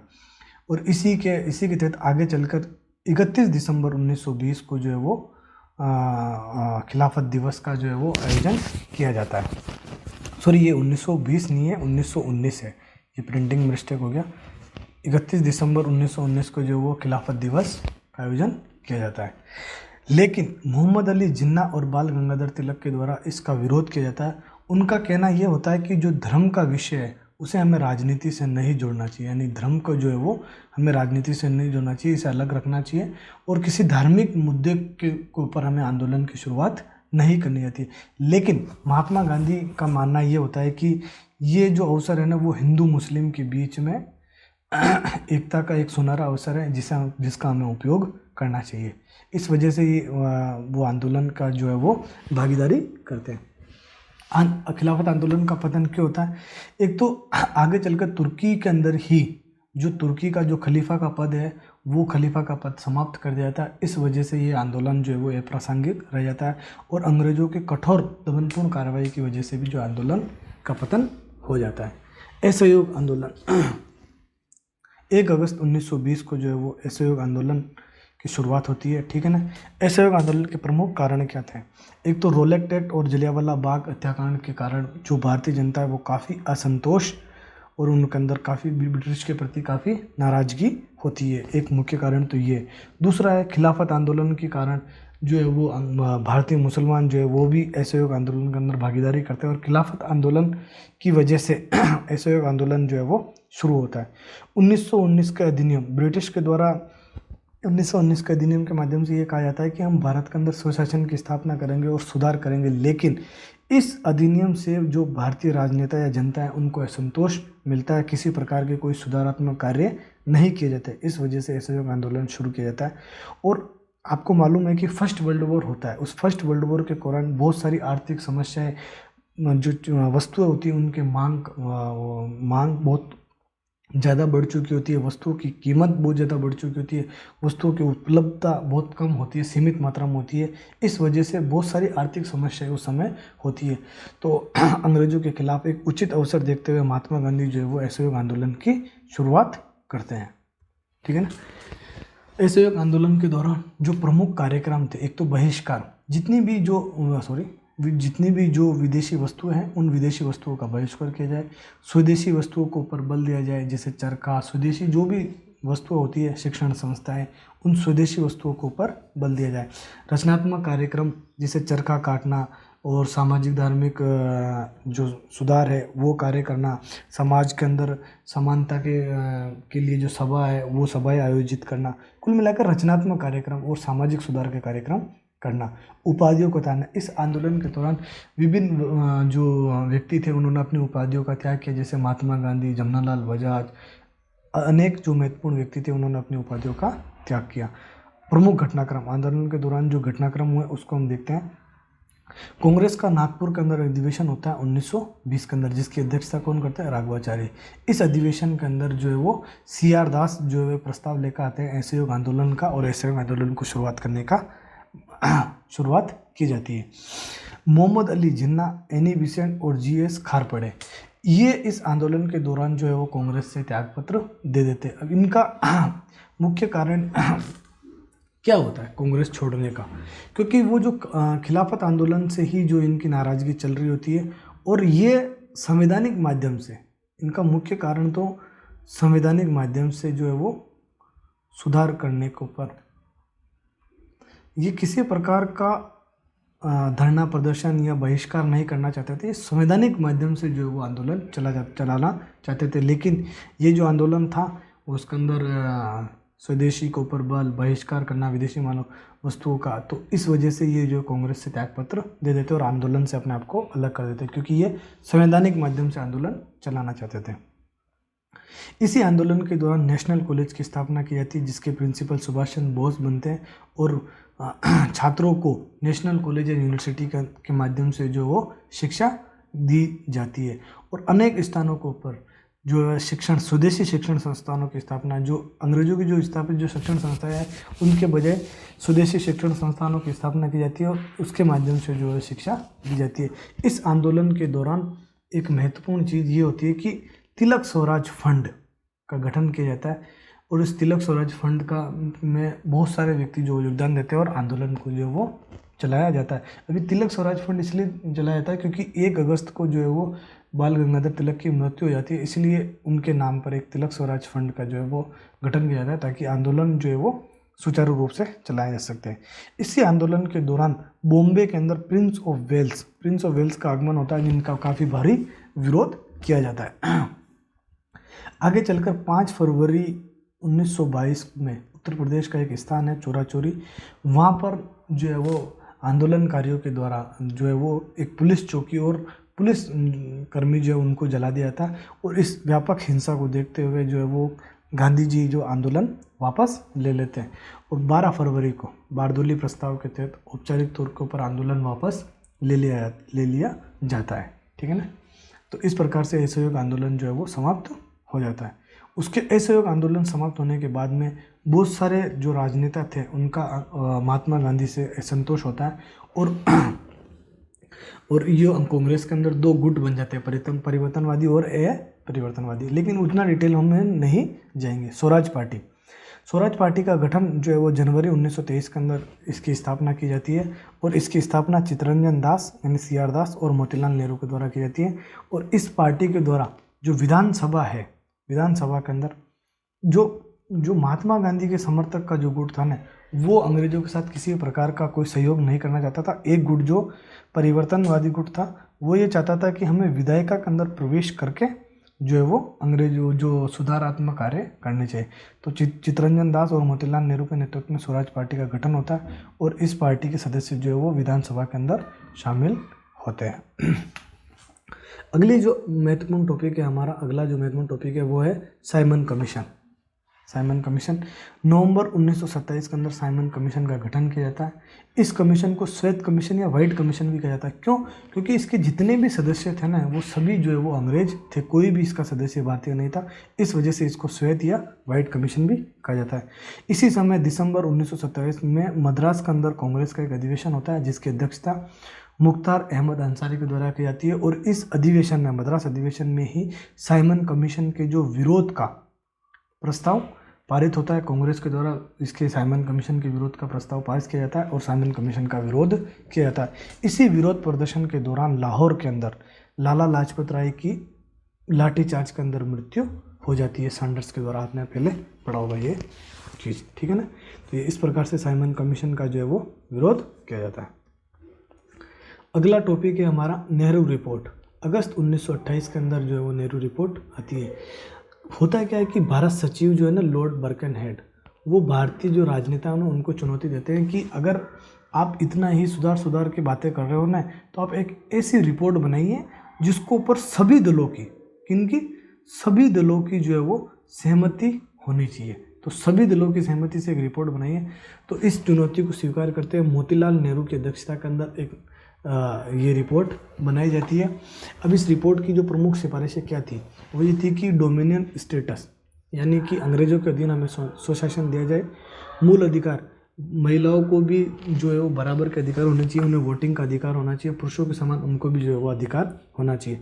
और संयुक्त निर्वाचन प्रणाली, आपको मालूम है 1909 है ना, 1909 के अधिनियम के तहत जो है वो मुस्लिमों को पृथक निर्वाचन दिया गया था। तो उस पृथक निर्वाचन को समाप्त करके संयुक्त निर्वाचन प्रणाली लागू की जानी चाहिए और वायसराय या जो गवर्नर जनरल है वो केवल संवैधानिक प्रमुख होना चाहिए। ये इस रिपोर्ट की प्रमुख सिफारिशें थी। लेकिन जैसा कि आपको मालूम है सभी राजनीतिक जो दल थे या जो राजनेता थे उनकी इसके ऊपर सहमति नहीं थी, क्योंकि जो डोमिनियन स्टेटस है ना, इसके मुद्दे के ऊपर जो है वो असहमति बन गई। सुभाष चंद्र बोस और जवाहरलाल नेहरू के द्वारा इसका विरोध किया जाता है। ठीक है ना। आगे चल के कांग्रेस का लाहौर अधिवेशन नेक्स्ट टॉपिक है हमारा। कांग्रेस का लाहौर अधिवेशन दिसंबर 1929 के अंदर होता है। इस अधिवेशन की अध्यक्षता जो जवाहरलाल नेहरू के द्वारा की जाती है। इस अधिवेशन के अंदर कांग्रेस के द्वारा जो नेहरू रिपोर्ट जो अंग्रेजों को दी गई, उस नेहरू रिपोर्ट को स्वीकार कर दिया जाता है और कांग्रेस का जो मुख्य लक्ष्य निर्धारित किया जाता है वो है पूर्ण स्वराज्य का जो है वो लक्ष्य निर्धारित किया जाता है। सबसे पहले पूर्ण स्वराज्य का लक्ष्य कब निर्धारित किया गया था? कांग्रेस के लाहौर अधिवेशन में 1929 के अंदर, ध्यान रखना। और इसी अधिवेशन के अंदर महात्मा गांधी को सविनय विज्ञान आंदोलन शुरू करने का प्रस्ताव जो है वो उनका प्रस्ताव जो है वो पारित किया जाता है और सविनय विज्ञान आंदोलन शुरू किया जाता है। और प्रथम इसका लक्ष्य घोषित करने की याद में ही प्रथम स्वाधीनता दिवस 26 जनवरी 1930 को जो है वो बनाया जाता है और इसी दिन से हर साल जो है वो स्वाधीनता दिवस मनाया जाता है। और इसी कारण जब हमारा संविधान जो है 26 नवंबर 1949 को कब बन के तैयार हो जाता है? 26 नवंबर 1949 के अंदर बन के तैयार होता है, लेकिन लागू कब होता है आपको मालूम है? 26 जनवरी 1950 को वो लागू होता है। इसी डेट के कारण, क्योंकि कांग्रेस के लाहौर अधिवेशन में हर साल स्वाधीनता दिवस 26 जनवरी को मनाने का प्रयास वो प्रस्ताव पास किया जाता है। अगला टॉपिक है हमारा सविनय अवज्ञा आंदोलन। सविनय अवज्ञा आंदोलन शुरू करने से पहले गांधी जी अपनी जो पत्र है यंग इंडिया, उसके अंदर 11 मांगे रखते हैं, जिसमें 11 में शराबबंदी लागू की जाए, सैन्य व्यय के अंदर कमी की जाए, सिविल सेवा का भारतीयकरण किया जाए। इस प्रकार की कुछ 11 मांगे जो है वो गांधी जी के द्वारा रखी जाती है, लेकिन अंग्रेजों के द्वारा कि अगर ये आप मान्य करते हैं तो हम आंदोलन की शुरुआत नहीं करेंगे, और अगर ये मांगे नहीं मानते हैं तो सविनय अवज्ञा आंदोलन शुरू किया जाता है। लेकिन अंग्रेजों के द्वारा इन मांगों को नकार दिया जाता है, तो इसी के साथ आंदोलन की शुरुआत होती है। गांधी जी दांडी मार्च से सविनय अवज्ञा आंदोलन की शुरुआत करते हैं, और ये दांडी मार्च 12 मार्च से 6 अप्रैल 1930 तक आयोजित होता है। गुजरात के साबरमती तट के ऊपर जाकर जो है वो नमक कानून गांधी जी के द्वारा तोड़ा जाता है। सुभाष चंद्र बोस के द्वारा ये जो दांडी मार्च है ना, ये बहुत इंपॉर्टेंट है। सुभाष चंद्र बोस ने एक तो नेपोलियन के पेरिस मार्च से और मुसोलिनी के रोम मार्च से इसकी तुलना की है, ठीक है ना।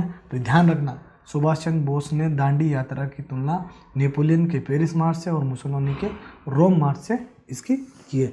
इस आंदोलन के दौरान जो प्रमुख कार्यक्रम क्या था कि नमक कानून का तोड़ना, जहाँ जहाँ समुद्र के तट के ऊपर लोग बाग जाएंगे और नमक कानून का उल्लंघन करेंगे और नमक बनाएंगे, और धरना प्रदर्शन, बहिष्कार स्वदेशी जो आपको मालूम है, ये इस आंदोलन के प्रमुख कार्यक्रम थे।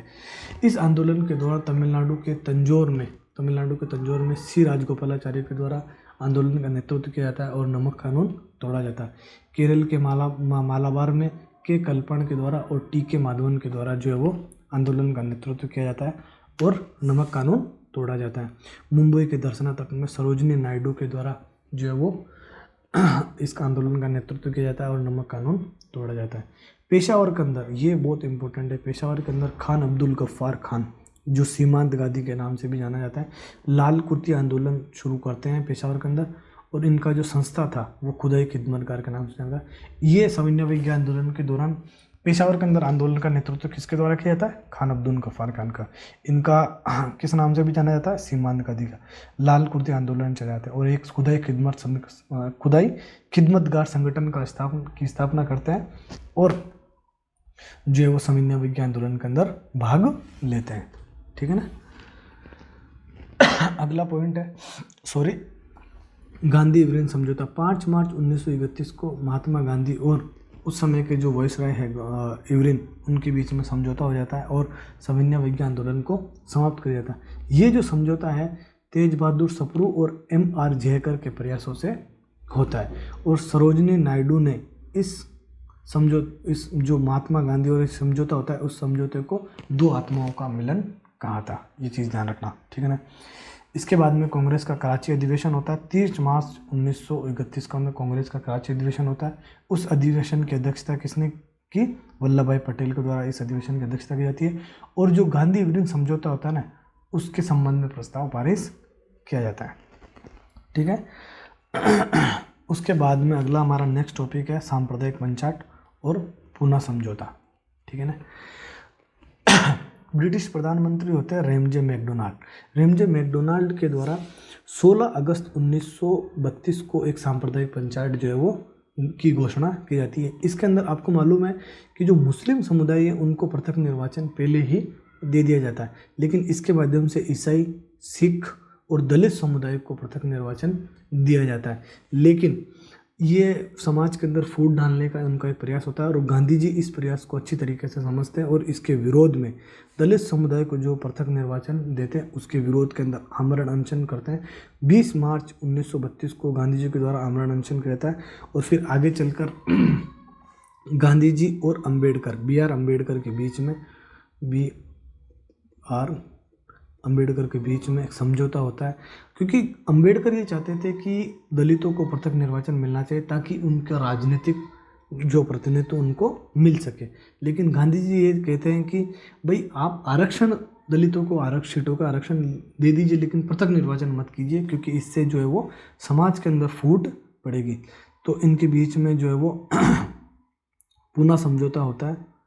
पूना समझौता पुनः समझौता 26 सितंबर 1932 के अंदर होता है और इसके अंदर पृथक निर्वाचन की बजाय आरक्षण का प्रावधान किया जाता है और जो पृथक निर्वाचन की जो सीटें होती है उससे अधिक सीटें जो है उनके लिए आरक्षित की जाती है। अगला जो टॉपिक है वो है कांग्रेस का त्रिपुरी संकट। कांग्रेस का त्रिपुरी संकट बेसिकली कांग्रेस की अध्यक्षता के पद को लेकर होता है। इसके अंदर अध्यक्ष जो है वो सुभाष चंद्र बोस बनते हैं, लेकिन गांधी जी पट्टाभी सीतारामैया को जो है वो कांग्रेस का अध्यक्ष बनाना चाहते हैं। इससे पहले 1838 के अंदर जो है वो 1838 के अंदर 1938 के अंदर कांग्रेस का हरिपुरा के अंदर अधिवेशन होता है। उस अधिवेशन की अध्यक्षता भी सुभाष चंद्र बोस के द्वारा की जाती है।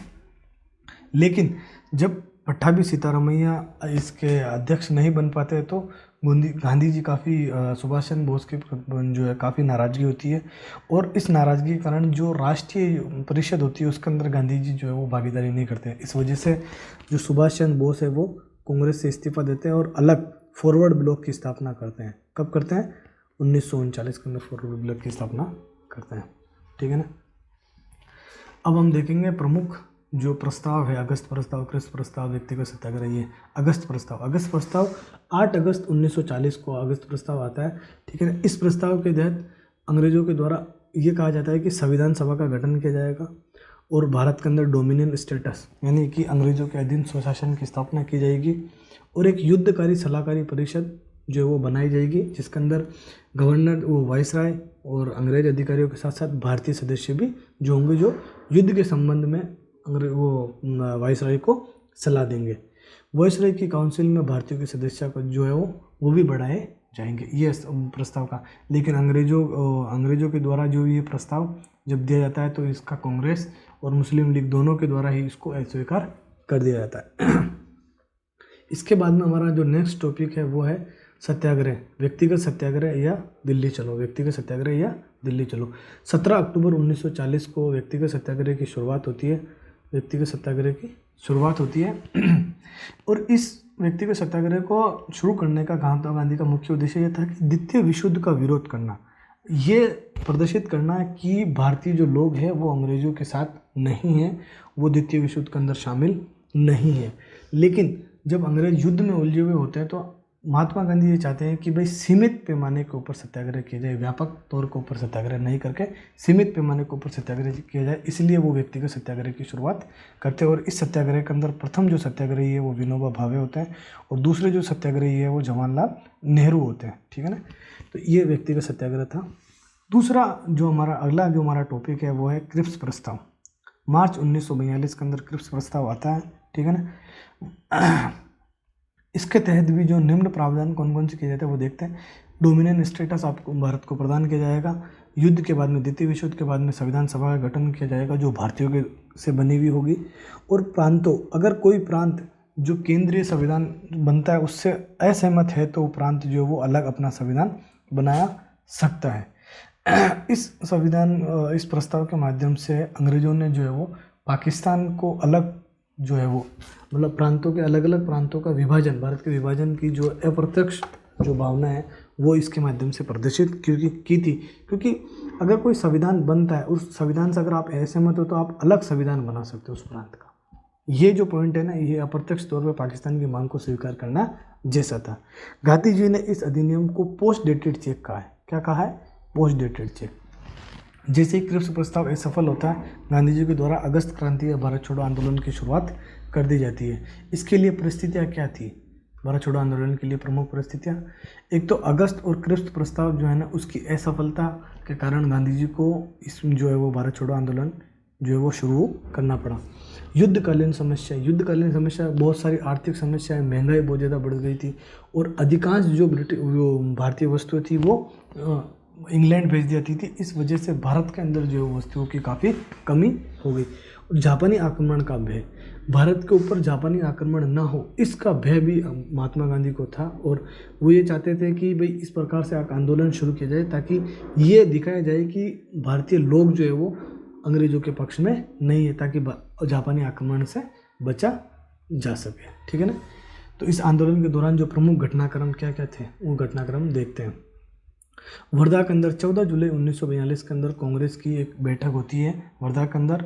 ठीक है ना। इस वर्धा बैठक के अंदर भारत छोड़ो आंदोलन का प्रस्ताव पारित किया जाता है। अगली बैठक जो है वो 8 अगस्त 1942 को कांग्रेस की ग्वालियर टैंक बैठक ग्वालियर के अंदर, बॉम्बे के अंदर ग्वालियर टैंक बैठक के अंदर होती है। और ये कब होती है? 8 अगस्त को। इसमें जो है वो गांधी जी भाषण देते हुए ये कहते हैं कि हमें करो या मरो का नारा जो है वो इसी बैठक के अंदर दिया जाता है, और कार्यक्रम को अनाउंस करते हैं कि भाई भारत छोड़ो आंदोलन के दौरान हमें कौन कौन से कार्यक्रम करने हैं। तो इस करो या मरो का नारे का क्या अर्थ है? करो या मरो का नारे का अर्थ है कि या तो हम भारत की आज़ादी के प्रयास करेंगे, और अगर हमें आज़ादी नहीं मिलती तो इस प्रयास के अंदर हम अपनी जान भी दे देंगे। तो ये करो या मरो का नारा ग्वालियर टैंक बैठक के अंदर दिया था। लेकिन अगले ही दिन अंग्रेजों के द्वारा ऑपरेशन जीरो आवर शुरू किया जाता है। इस ऑपरेशन जीरो आवर के तहत जितने भी जो नेता थे उन नेताओं को गिरफ्तार कर लिया जाता है। तो महात्मा गांधी को आगा का पैलेस में, इसके अलावा राजेंद्र प्रसाद, जवाहरलाल नेहरू और अन्य जो राजनेता थे उन राजनेताओं को अहमदनगर के अंदर कैद किया, गिरफ्तार करके रखा जाता है। तो जब बहुत सारे राजनेताओं को गिरफ्तार कर लिया जाता है तो आंदोलन जो है ना वो भूमिगत रूप के अंदर आ जाता है। तो भूमिगत आंदोलन, छुपकर आंदोलन किया जाता है राजनेताओं के द्वारा, और भूमिगत आंदोलन और भूमिगत रेडियो का संचालन किया जाता है। जैसे अरुणा आसफ अली और राम मनोहर लोहिया, इनके द्वारा छुपकर भूमिगत आंदोलन और रेडियो का संचालन किया जाता है, और जनता को जागरूक, आंदोलन के प्रति जनता को जागरूक किया जाता है। इस आंदोलन का प्रसार शुरुआत के अंदर जो आंदोलन है ना वो शहरी रहता है। जो मुख्य शहर है जैसे पटना, अहमदाबाद, दिल्ली, पुणे, मुंबई, इन शहरों के अंदर आंदोलन का केंद्र होता है। लेकिन आगे चलकर ये आंदोलन जो है वो ग्रामीण क्षेत्रों के अंदर भी फैल जाता है। तो बलिया के अंदर चित्तू पांडे के द्वारा एक समानांतर सरकार, जो ब्रिटिश सरकार होती है उसको उखाड़ के एक खुद की सरकार जो है वो गठित की जाती है, और उसके माध्यम से लोगों को ऊपर शासन किया जाता है। बलिया के अंदर चित्तू पांडे के द्वारा समानांतर सरकार का गठन किया जाता है। और बंगाल के मिदनापुर के तामलुक क्षेत्र के अंदर सतीश सावंत के द्वारा जो जातीय सरकार का गठन किया जाता है। ठीक है ना। अंग्रेजी सरकार का कोई भी नियम कानून वो मान्य नहीं करते हैं, और लोग खुद जो है वो शासन शुरू कर देते हैं। ठीक है ना। अगला सतारा महाराष्ट्र के अंदर है। ये नाना पाटिल और वाईवी चौहान के द्वारा जो है वो ये समानांतर सरकार की स्थापना की जाती है। तो इस प्रकार से अलग अलग क्षेत्रों के अंदर आंदोलन का प्रसार होता है। अगला हमारा टॉपिक है आज़ाद हिंद फौज। आज़ाद हिंद फौज की स्थापना सबसे पहले सितंबर 1942 के अंदर मोहन सिंह के द्वारा की जाती है। ये एक ब्रिटिश जो वो सेना के अंदर शामिल भारतीय सैनिक होता है। ठीक है ना, भारतीय सैन्य अधिकारी होता है। ये जापानी जो सेना का जो सेनापति होता है मेजर फुजीवारा, उसके सुझाव के ऊपर वो एक सुझाव देते हैं कि मोहन सिंह को कि आप एक आज़ाद हिंद फौज का जो हारी हुई जो सैनिक है जिन्होंने शरणागति स्वीकार कर ली जापान की, उनको इकट्ठा कीजिए और ब्रिटिश के खिलाफ जो लड़िए और आपकी आज़ादी के लिए लड़िए। तो मेजर फुजीवारा के सुझाव के ऊपर मोहन सिंह जो है वो आज़ाद हिंद फौज का गठन करते हैं, और अपना सर्वोच्च सेनापति जो है ना वो सुभाष चंद्र बोस को ये नियुक्त करते हैं। ठीक है ना। आगे चलकर सुभाष चंद्र बोस के द्वारा 21 अक्टूबर 1943 के अंदर सिंगापुर के अंदर अस्थायी सरकार या आज़ाद हिंद फौज सरकार का गठन किया जाता है, और इसका मुख्यालय जो है वो रंगून के अंदर होता है। इसी संगठन के दौरान यानी आज़ाद हिंद फौज के दौरान सुभाष चंद्र बोस के द्वारा कई नारे दिए जाते हैं, जैसे जय हिंद, दिल्ली चलो, तुम मुझे खून दो मैं तुम्हें आज़ादी दूंगा। ये जो है ना ये नारे जो है सुभाष चंद्र बोस के द्वारा आज़ाद हिंद फौज आंदोलन जो का गठन किया था अस्थायी सरकार का, उसी के दौरान जो है वो दिए जाते हैं।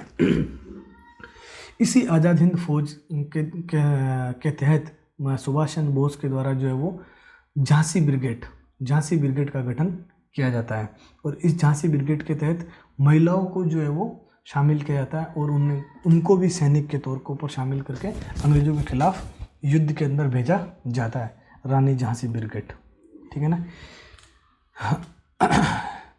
अस्थायी सरकार या आज़ाद हिंद फौज सरकार के दौरान ही सुभाष चंद्र बोस के द्वारा कई गतिविधियां की जाती है। इसी के तहत आगे चलकर ये अंडमान और निकोबार द्वीप को शहीद और स्वराज द्वीप का जो है वो नाम देते हैं। अंडमान को शहीद और निकोबार को स्वराज द्वीप नाम देते हैं।